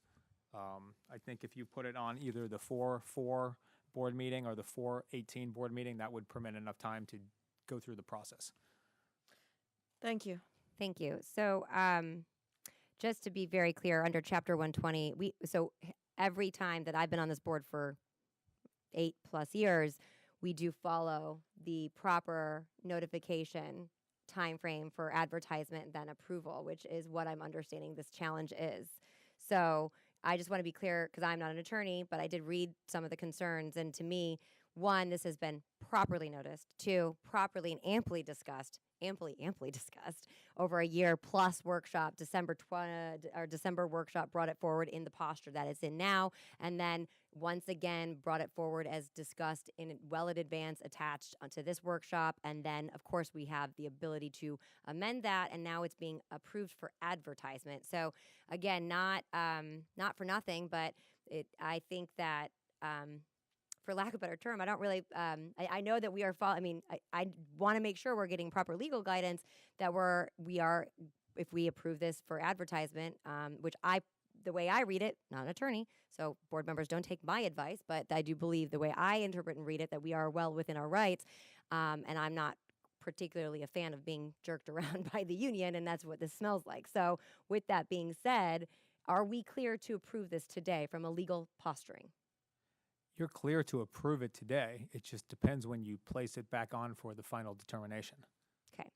So unless there are any additional, thank you for bringing that up to make sure that we have clarity so everyone's making an informed decision. If there are no additional comments, we have a motion on the floor, which is an amendment, and it is to approve the advertisement of policy 5.712 titled Recording of IEP Meetings. There was a motion and a second. If there are no additional comments, we have to vote on the amendment and then on the final motion. So seeing no additional comments, Mrs. Marinelli, Yes. Mr. Edwards, Mrs. Rose, Yes. and Mr. Enos. Yes. The chair votes aye, and the motion to amend the motion to approve the advertisement of 5.712 recording of IEP meetings passes 4-1. And unless that strikes the main motion, it's almost a duplicative, but just for procedural purposes, again, I'm not a parliamentarian, but trying to make sure that the record states it correctly. The final motion is to approve to advertise policy 5.712 titled Recording of IEP Meetings. I will do a voice vote. Mrs. Marinelli? Yes. Mr. Edwards? No. Mrs. Rose? Yes. Mr. Enos? Yes. And the chair votes aye, and the motion to approve the advertisement of policy 5.712 titled Recording of IEP Meetings passes 4-1. Moving on to item number 32. I move for approval to advertise the revised school board policy 9.60 visitors. I have a motion. Is there a second? Second. There is a motion and a second to approve the advertisement approval to advertise the revised school board policy 9.60 visitors. Mr. Edwards. Thank you. Full disclosure, I don't intend to be negative, but I will not be supporting this. So I'm all for parent involvement. I read the same data. I understand the more parents are involved, the better. I get all of that. So I'm going to cut through as quickly as I can and bottom line this from my perspective, that there's a couple things. One is I don't honestly feel, and I used this phrase earlier tonight, I don't think that truth is being spoken to power. I think that principals and teachers are afraid to speak truth to power because they saw a superintendent get fired for no reason, and they're afraid to challenge this particular measure because they feel that their jobs are on the line, and they feel that if they don't support the will of the board, that they could lose their job. So that's a piece of it. The second piece of it is that I just can't fathom accepting a risk of school safety at all. I mean, why at all consider it when the involvement of academic excellence from the front door of the building to the front door of a classroom, I can't even begin to substantiate that risk as academic excellence and improvement. And all of the teachers, and again, I appreciate it's my perspective, but I have worked hard to develop relationships with teachers and principals so that I did get truth. So I could honestly, I did the same thing with our SROs. Do you think this is a good idea? And I'm not going to put anybody on, but why accept the risk? Why they'll do it, they'll happily do it, but why accept the risk? Lastly, I have a letter here that I'd like to read if the board would indulge me. The copies have been made so that you will all have copies of them. It says, "Dear Mr. Edwards, it was a pleasure to speak with you recently regarding a recent discussion about a policy being considered by the Sarasota County School Board that would allow parents to escort/walk their elementary children to the child's classroom on a daily basis. The School Safety Advocacy Council is the recognized leader in school safety in the United States, and as such, has conducted thousands of school safety assessments and audits and training for school districts across this nation. As part of these important outside independent safety assessments, the practice that, as discussed, of walking children to their classrooms or to dine with their children in campus is discussed frequently. While the School Safety Advocacy Council truly comprehends and supports parental involvement with schools and school leaders, it has been and remains our position that allowing parents to walk the hallways of schools is not in keeping with school-related best practices and needlessly increases the risk of intruders that will have ill intent and be able to easily assess both students and staff. By the way, I'm not saying that parents would do that. I need to make sure that I'm not anti-parent.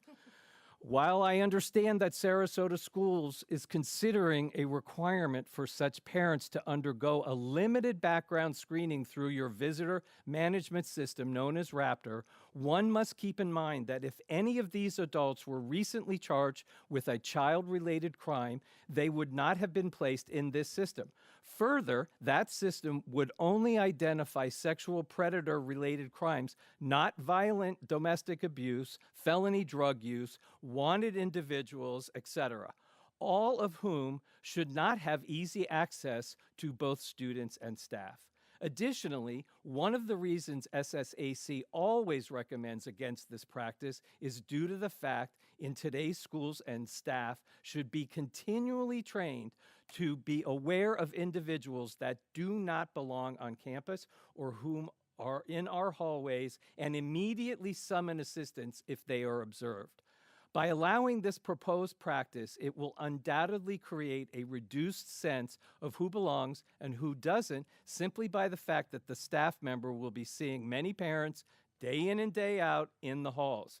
This practice has been known to desensitize the staff in making these much-needed observations. Lastly, during our school safety assessments, we have seen numerous occasions where parents would engage teachers in conversations at their doors in the presence of other children. Some of these conversations have been aggressive and can pose conflict with the staff, which should not be addressed in this fashion, and your proposed practice would make this extremely difficult to staff and to manage. And again, I'm not accusing anyone of doing that. It just creates an opportunity for that to happen. Why do that?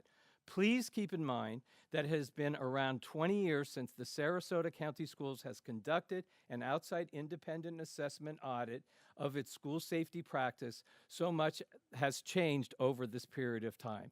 As a local Sarasota County resident and father of 2 former Sarasota school students, I can tell you there are practices like this and several others that would be identified by an outside independent assessment, thus placing students at risk. Sincerely, Kurt Lavarello. Now, I just want to say that he's the executive director of said council, the School Safety Advocacy Council. They're recognized as the leader of safety in the entire United States.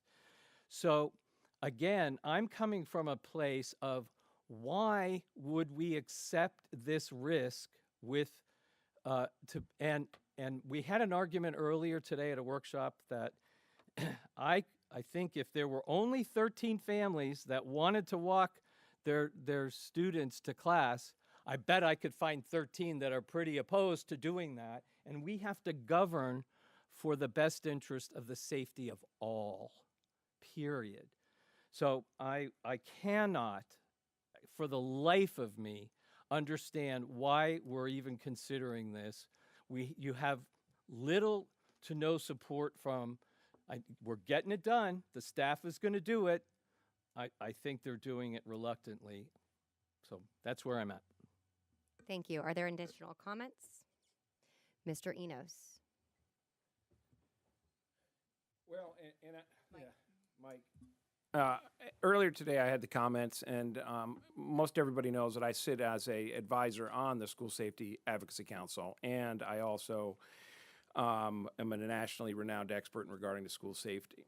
One of the things I started off with this morning, and that I do disagree with Mr. Lavarello, as you know, we are 2 independent thinkers, and we can have our own opinions on different directions. One of the things when I look at this is that there's a fine line between making our schools into prisons and regarding to making them to have a policy that would make sure with the diligence of the staff as well as other parents, because ultimately how you prevent any kind of violence or school shooting or anything is the relationship that the school has with its faculty and its kids, as well as its parents, to be able to receive notifications. Fortify Florida, our SROs do a tremendous job. That's what they're out there. That's the #1 prevention tool that we have. It's not all these other safeguards. It's the relationships that they develop. So when I look at this stuff, when we originally created the policy back in the time, it truly was regarding to the COVID policy, in that all of the people at the time were eliminated from coming in for a variety of reasons. Also, prior to that, we started going to the single point of entry. We had brought Raptor here, which I did, which does sexual offenders, sexual predators. That's what it does. It does not check for wants, warrants. It does not check for previous arrests. My comments this morning is ultimately what we would, and it's almost $90, we would want everybody to be a level 2, which is the Jessica Lunsford Act, regarding that we would receive notifications on certain things. But I've met with many, many parents, and it's gone all across the spectrum from all political parties in reference to this and that. You know, one of the issues that we have had here at the district is regarding the transparency, is that parents want to be able to know, because we have all of these people saying that all of this stuff is going on campus and all these things are going on, and we know that these things aren't going on. And it's kind of like an analogy of going to the bank and asking how much money do I have in my account. They say, you've got plenty, or you don't have enough. We want to know what the balance is. So, as long as you do it in a safe manner, single point entrance, you make sure that the staff is there, they screen it. If you get an injunction, if you get anything that happens, that information already gets added into Raptor, which would deny a person access.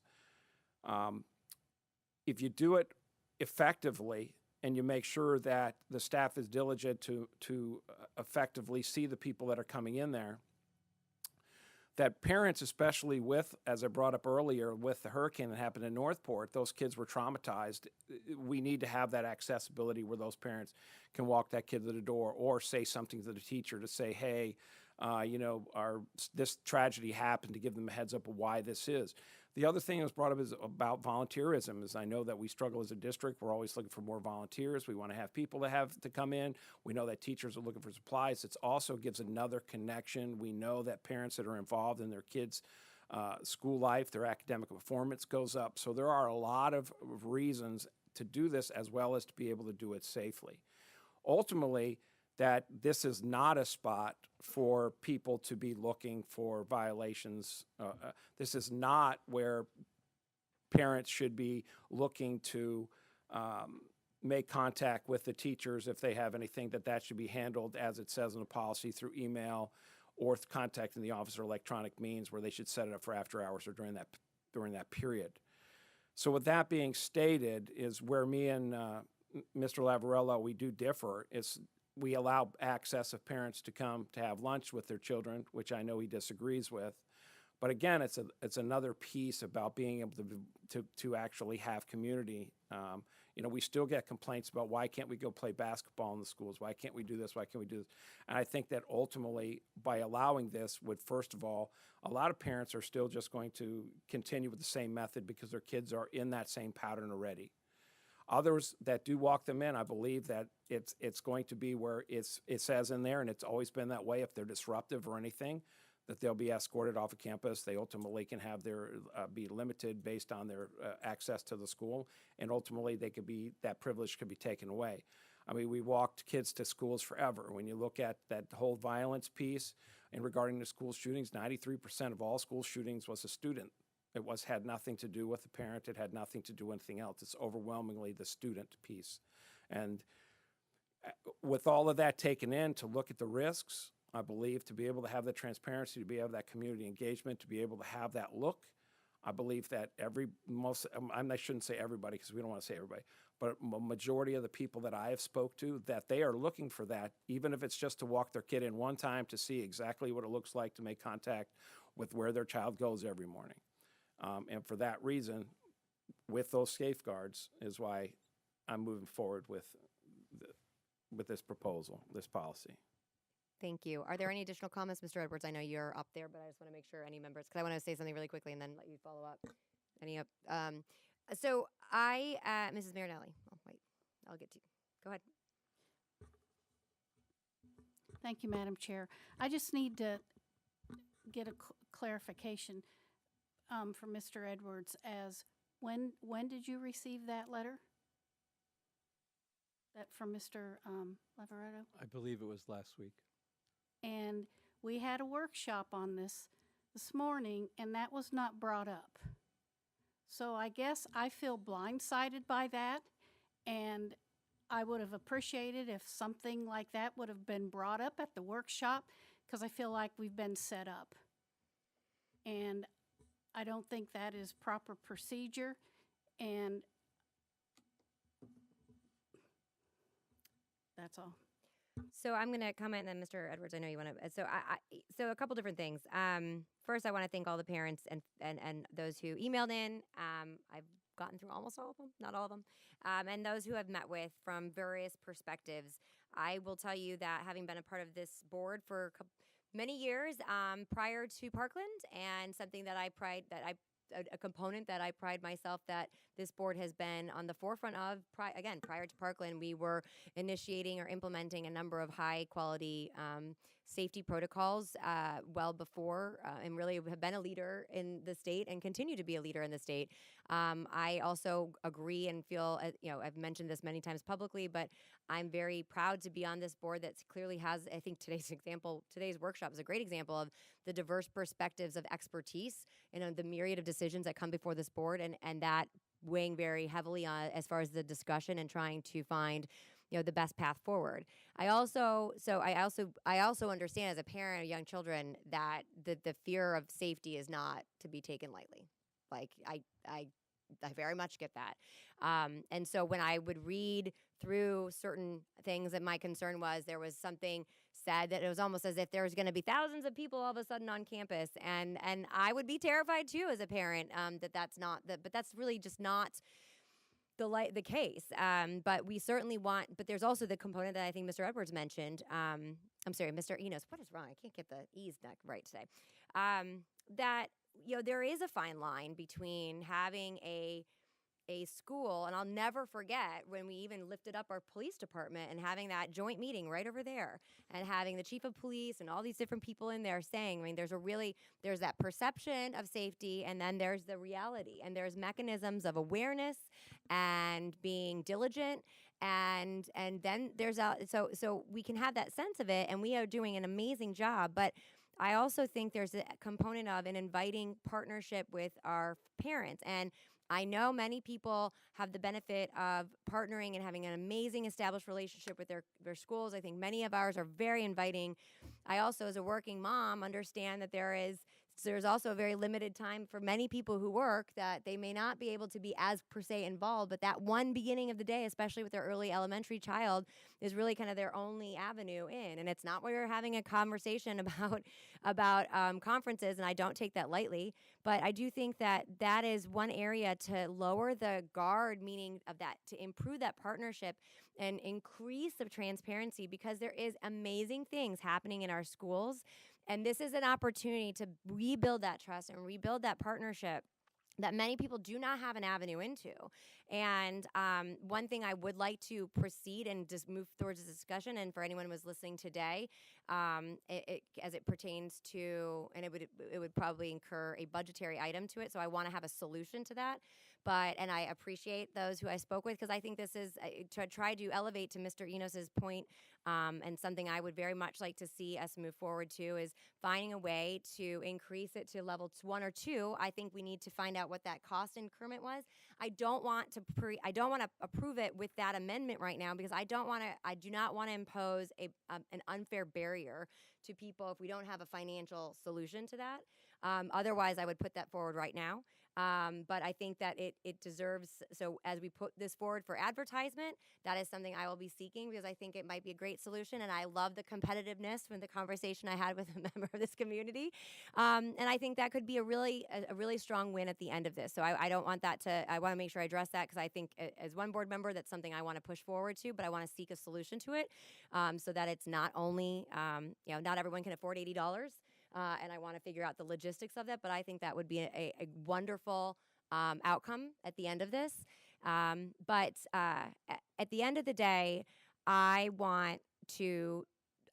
think there's a lot of positive to this issue, and I don't fault anyone who's concerned, because honestly, the way this has transpired really has been kind of poorly communicated, and it comes from over a series of months, almost a year, sadly, from prior administration, that just we couldn't get clarity, and sometimes it was spotty, and so I think that's amped up a lot more of the discussion unfairly.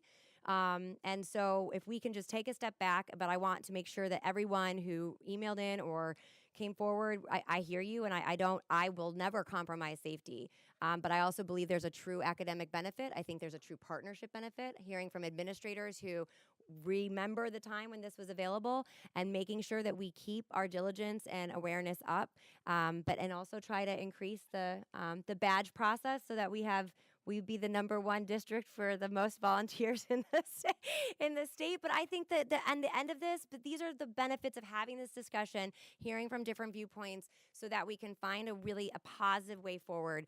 And I think that I want to make sure our staff and our administrators, that as this continues, to provide that feedback, and I believe this policy certainly affords for that, those nuances at each campus, because they know their campus, they know the logistics. I just, again, I don't want anyone to think that we compromise safety, but I also want to highlight and underscore the importance of the partnerships and welcoming parents, with respect, being respectful, both for parents and for staff, that this is not the time for any kind of teacher-parent conferences, and don't make this miserable on our administrators, because they have a lot of work to do. So we're really push that and hold that accountability, but I believe it'll be very positive. So now Mr. Edwards, and then I have Marinelli and Mr. Enos. Thank you. I appreciate a fine line between it being prison-like and an academic institution, and I don't think we're even close there. I don't even think we're close. I don't think it's a prison. I don't think we have that in our culture. I don't think our teachers do any of that. So I think we're talking about something that just doesn't compute to me. I don't want to be the school board member in the reunification room with the parents that don't get reunified with their students. I don't want to be that school board member. And this is taking a risk that puts us all in that jeopardy and our students and staff in that jeopardy. And so I'm going to try, because I am the person that has been doing this from day one, from the day that we discussed mask policies to what I tried to talk about earlier today with IEPs. I'm going to try and put out some rational, middle-of-the-road conversations that I think might even reduce the risk further. Maybe there's a middle ground. I think that this policy should be considered only for K through 3. I don't think it should be going up to high school if you're going to be discussing that. I think it should be amended to reflect that. I think if you want it to go to the high school level and you want to say within the first week of school, parents can walk their students to the classroom door no matter what age, but then after that, the policy comes back to K through 3. I also, in conversation with actually Dr. Foster, she gave me what I perceive to be an outstanding middle of the road. I don't know that she continues to support it or not, but it was a great suggestion that I took to heart.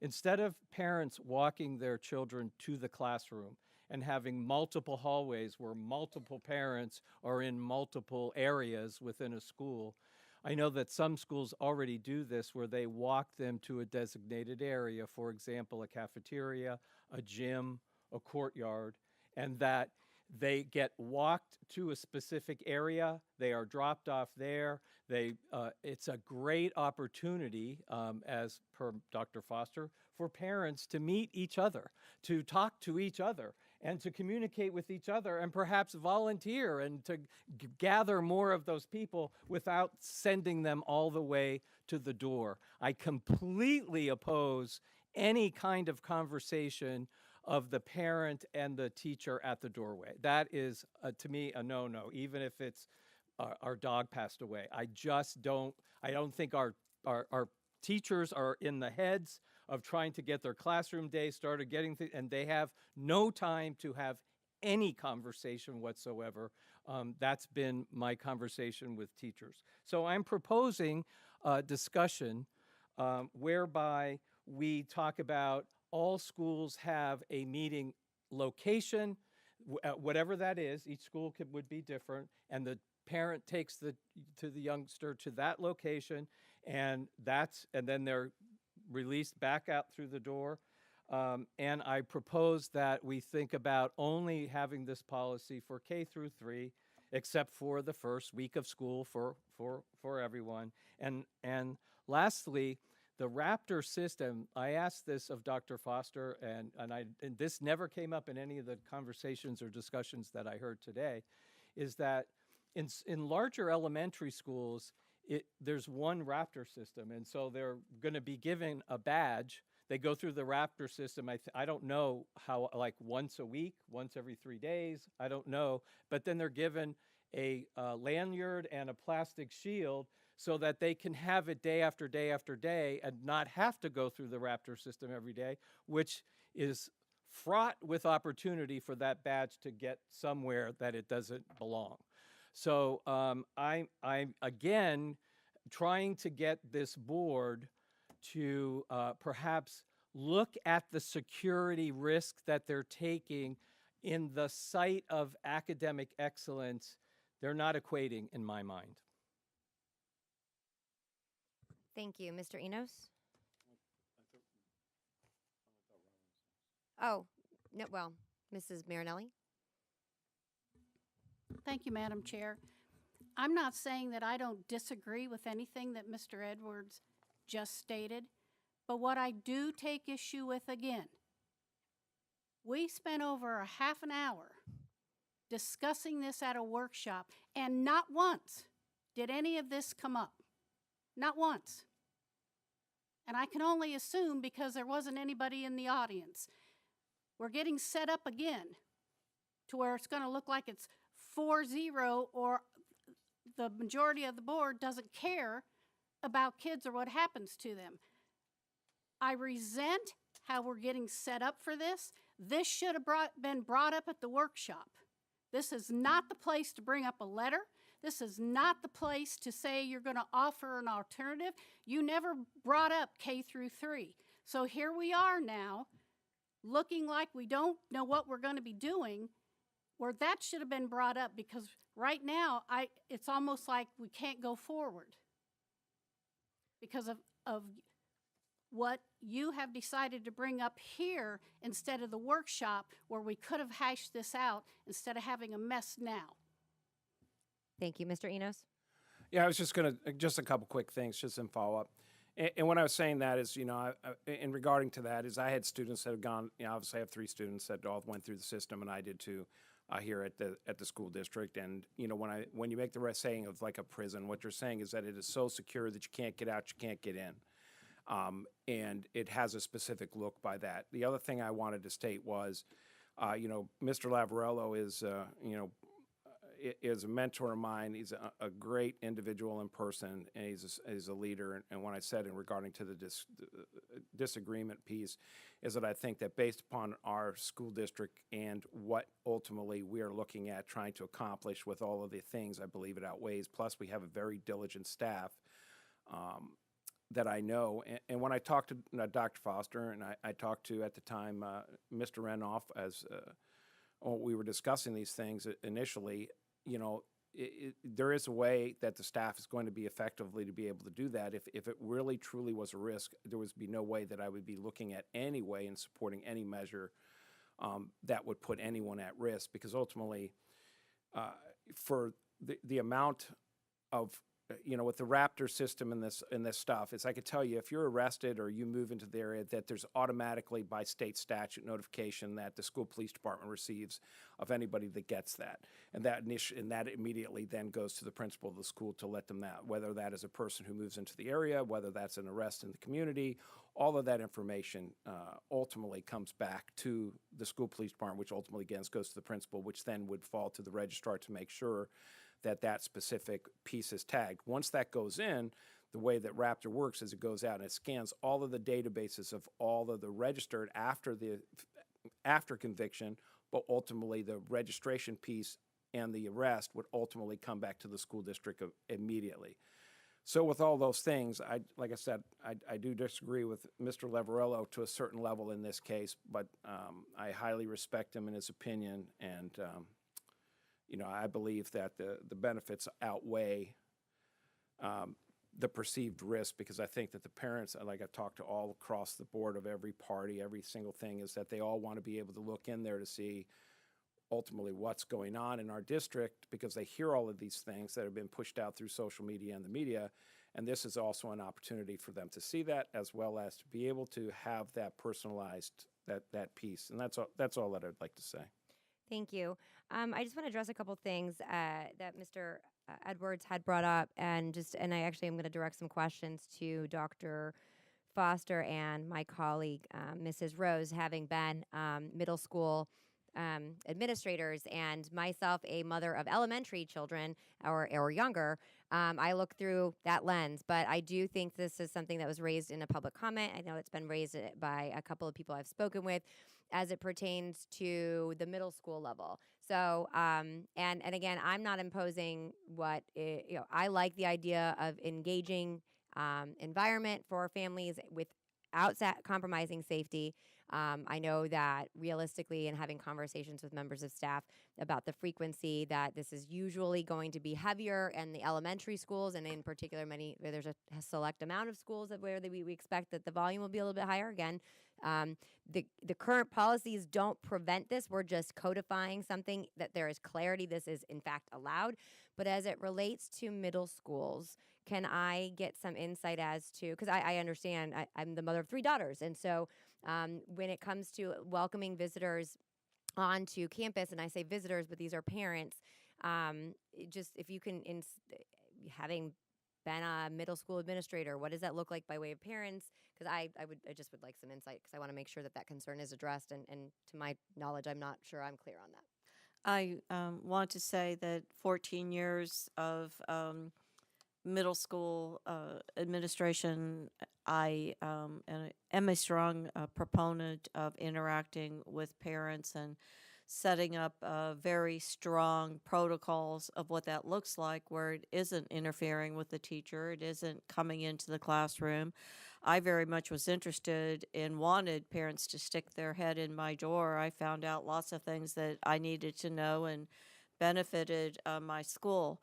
I can also tell you, I was principal at 2 different schools, and when I walked in the morning, I needed to see everything was in its place from a safety perspective before I could even consider academics, and that is the job of the administrator in partnership with the security on that campus.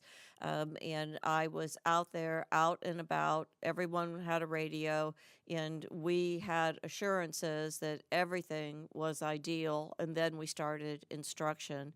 This, in my mind, in no way, shape, or form is meant to be any type of free-for-all in any way, shape, or form unacceptable.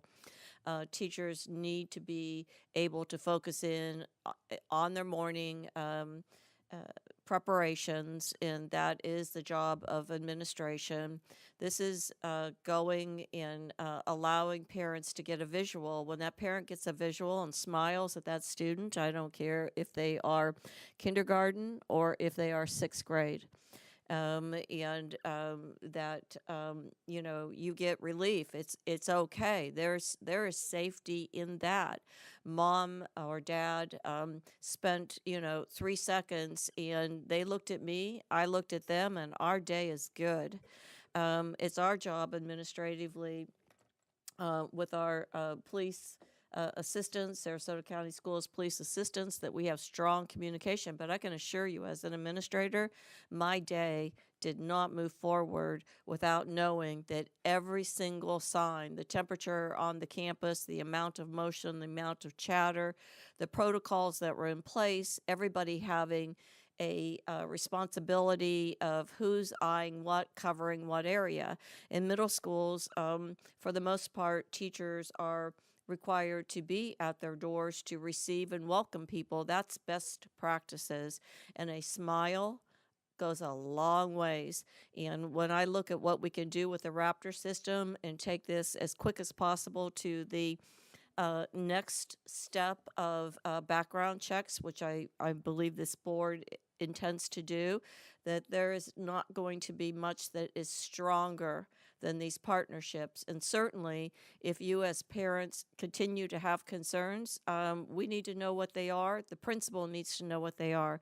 I feel like, I'm going to be quite frank, as in other board members have, I think that what we generate as leaders from this dais and what principals are generating from their school is, it's important to share what your beliefs are, but it's also important to know that no one on this dais is going to do anything that is going to jeopardize anyone's safety. No principal is going to. And I think this community is the best. I think that we are have every potential to be a national model, and working together is part of that.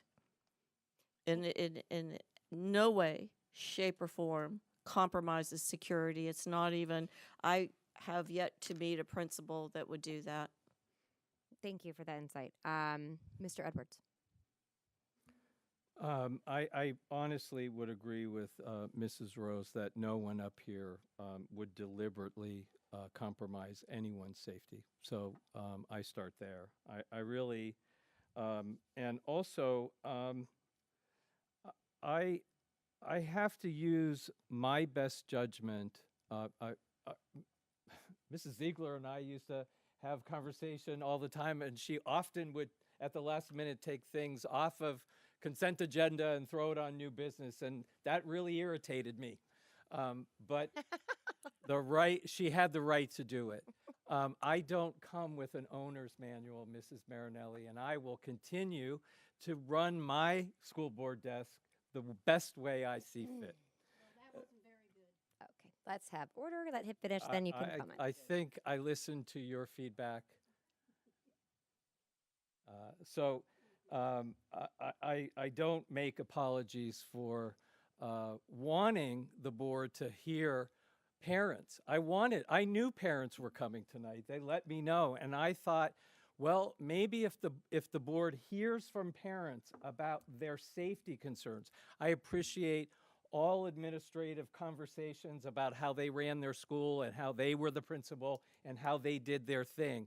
But what I really wanted people to hear was that real live parents are coming through the door and, quite honestly, being ignored because this board is moving full steam ahead without even the discussion of the modifications that I'm presenting this evening. So with that, I can do no more as a board member other than to once again reiterate that there are middle grounds here that I think should be considered. Thank you, Mrs. Marinelli. Thank you. Mike. As I said earlier, there were things that I do not disagree with what Mr. Edwards said. I disagree how it was done and not brought up in a workshop.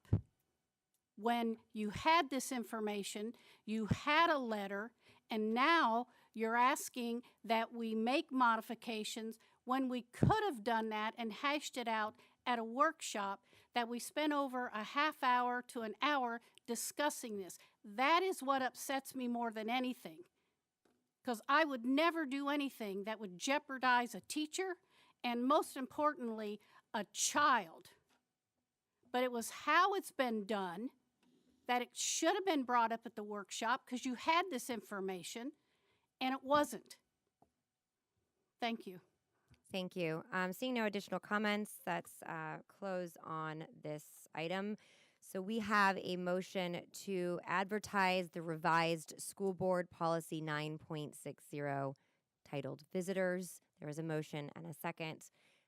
Seeing no additional people in the queue, members, please, I guess we're voice vote. Mrs. Marinelli.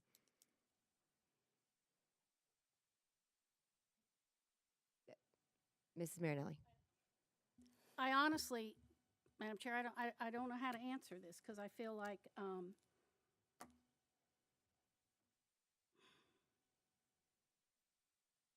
going to say no. Mr. Edwards. No. Mrs. Rose. Yes. Mr. What is your name? Mr. Enos. I'm sorry. It's been a long day. Mr. Enos. Yes. And the chair votes aye. The motion passes 3-2 to approve to advertise the revised school board policy 9.60 titled Visitors. Moving on to item number 33. Is there a motion? I move for approval to the retroactive increase of pay for Chris Renoff. There is a motion. Is there a second? I have a motion and a second to approve the retroactive increase of pay for Chris Renoff. Are there any comments? I'll just make a brief comment. Mr. Renoff, I apologize that we did not properly do this, and we kind of at the beginning we're moving fast. And again, I want to thank you for stepping up, even when we didn't address this aspect of it. So I appreciate that, and my apologies. Mr. Edwards. Just one more plug for that would have gone on the dashboard. There you go. Thank you so much. Seeing no additional comments, we'll do a voice vote. Mrs. Marinelli? Yes. Mr. Edwards? Yes. Mrs. Rose? Yes. Mr. Enos? Yes. The chair votes aye to approve the retroactive increase of pay for Mr. Renoff. Thank you so much. Moving on to item number 34, which is the approval of the list for the superintendent search firms. Is there a motion? And I don't know if anyone had them written down, and I just to refresh everyone's memory. The discussion was Baker, Tilly, Virchow, and Kraus. I can't read my own handwriting. McPherson and Jacobson, and Sunshine Enterprises USA as the three to come forward on the March 7th board workshop for presentations only, then at that point, a final decision will be made. So those were the ones that were discussed. Is there a motion? So moved. There is a motion. Is there a second? Second. I have a motion and a second to approve the list for superintendent search forms to include Baker Tilly, Virchow and Kraus LLP, McPherson and Jacobson LLC, Sunshine Enterprises USA on March 7th for a presentation. Are there additional comments? Seeing none, I will take a voice vote. Mrs. Marinelli? Mr. Edwards? Yes. Mrs. Rose? Yes. Mr. Enos? Yes. And the chair votes aye. And the three firms approved for the superintendent search firm short list are Baker, Tilly, Virchow, Kraus LLP, McPherson and Jacobson LLC, Sunshine Enterprises USA. Moving on to to item number 35. I move for approval of the interim superintendent contract. I have a motion. Is there a second? Second. I have a motion and a second to approve the interim superintendent's contract. Are there any comments?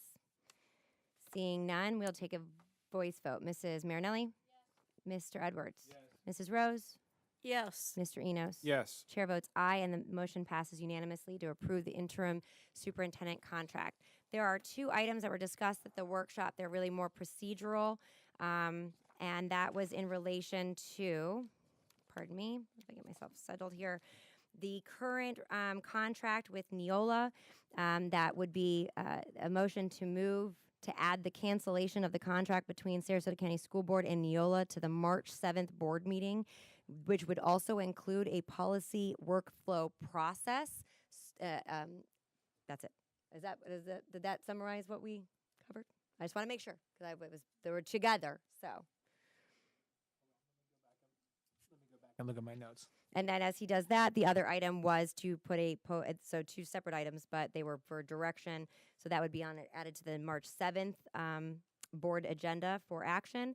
And then also there was a discussion about a motion to suspend character strong and bring forward and direct the superintendent to bring forward a replacement for character education.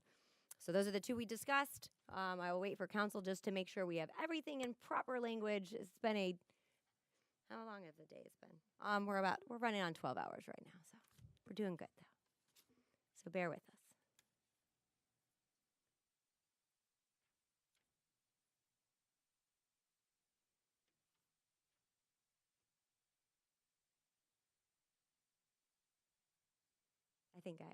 I can. Yeah, my recall, I don't have clear notes on it. My apologies after a long day here, but my recall was, if you could restate, but my personal recall is that we had moved to add the Neola contract for termination to the 3-7 board meeting. So that we would move to add the termination of the contract between Sarasota County School Board and Neola on the March 7th board meeting and include a policy workflow process. Yes, I'm sorry. That's I forgot okay. that part. Thank you. So I'll entertain a motion. Otherwise, I'll do it as So moved. Okay. There's a motion. Is there a second? Second. Okay, I have a motion and a second. Thank you for bearing through that. Are there any comments? Seeing none, I will take a voice vote. Mrs. Marinelli? Yes. Mr. Edwards? No. Mrs. Rose? Yes. Mr. Enos? Yes. And the chair votes aye to move to add the termination of the contract between Sarasota County School Board and Neola to the March 7th board meeting and include a policy workflow process. Passes 4-1. The next item is on character strong, which again, just for proper language, would be to suspend character strong, to add suspending character strong to the March 7th board meeting and include a replacement to character education requirement. So moved. Thank you. I have a motion. Is there a second? I have a motion and a second. Are there any additional or comments? Seeing none, voice vote, please. Mrs. Marinelli? Yes. Mr. Edwards? No. Mrs. Rose? Yes. Mr. Enos? Yes. And the chair votes aye, and the motion passes 4-1 to add the suspension of character strong to the March 7th board meeting with a replacement to character education. Okay, I think that concludes all of the items that I have for business. The next workshop, my goodness, the next work session is scheduled for Tuesday, March 7th for the superintendent search firm finalist presentations. The next board meeting is scheduled for Tuesday, March 7th at 6 p.m. I want to thank staff for hanging in there for a very long day. Please, everyone, get some rest. I want to thank everyone who came out today, and we are adjourned.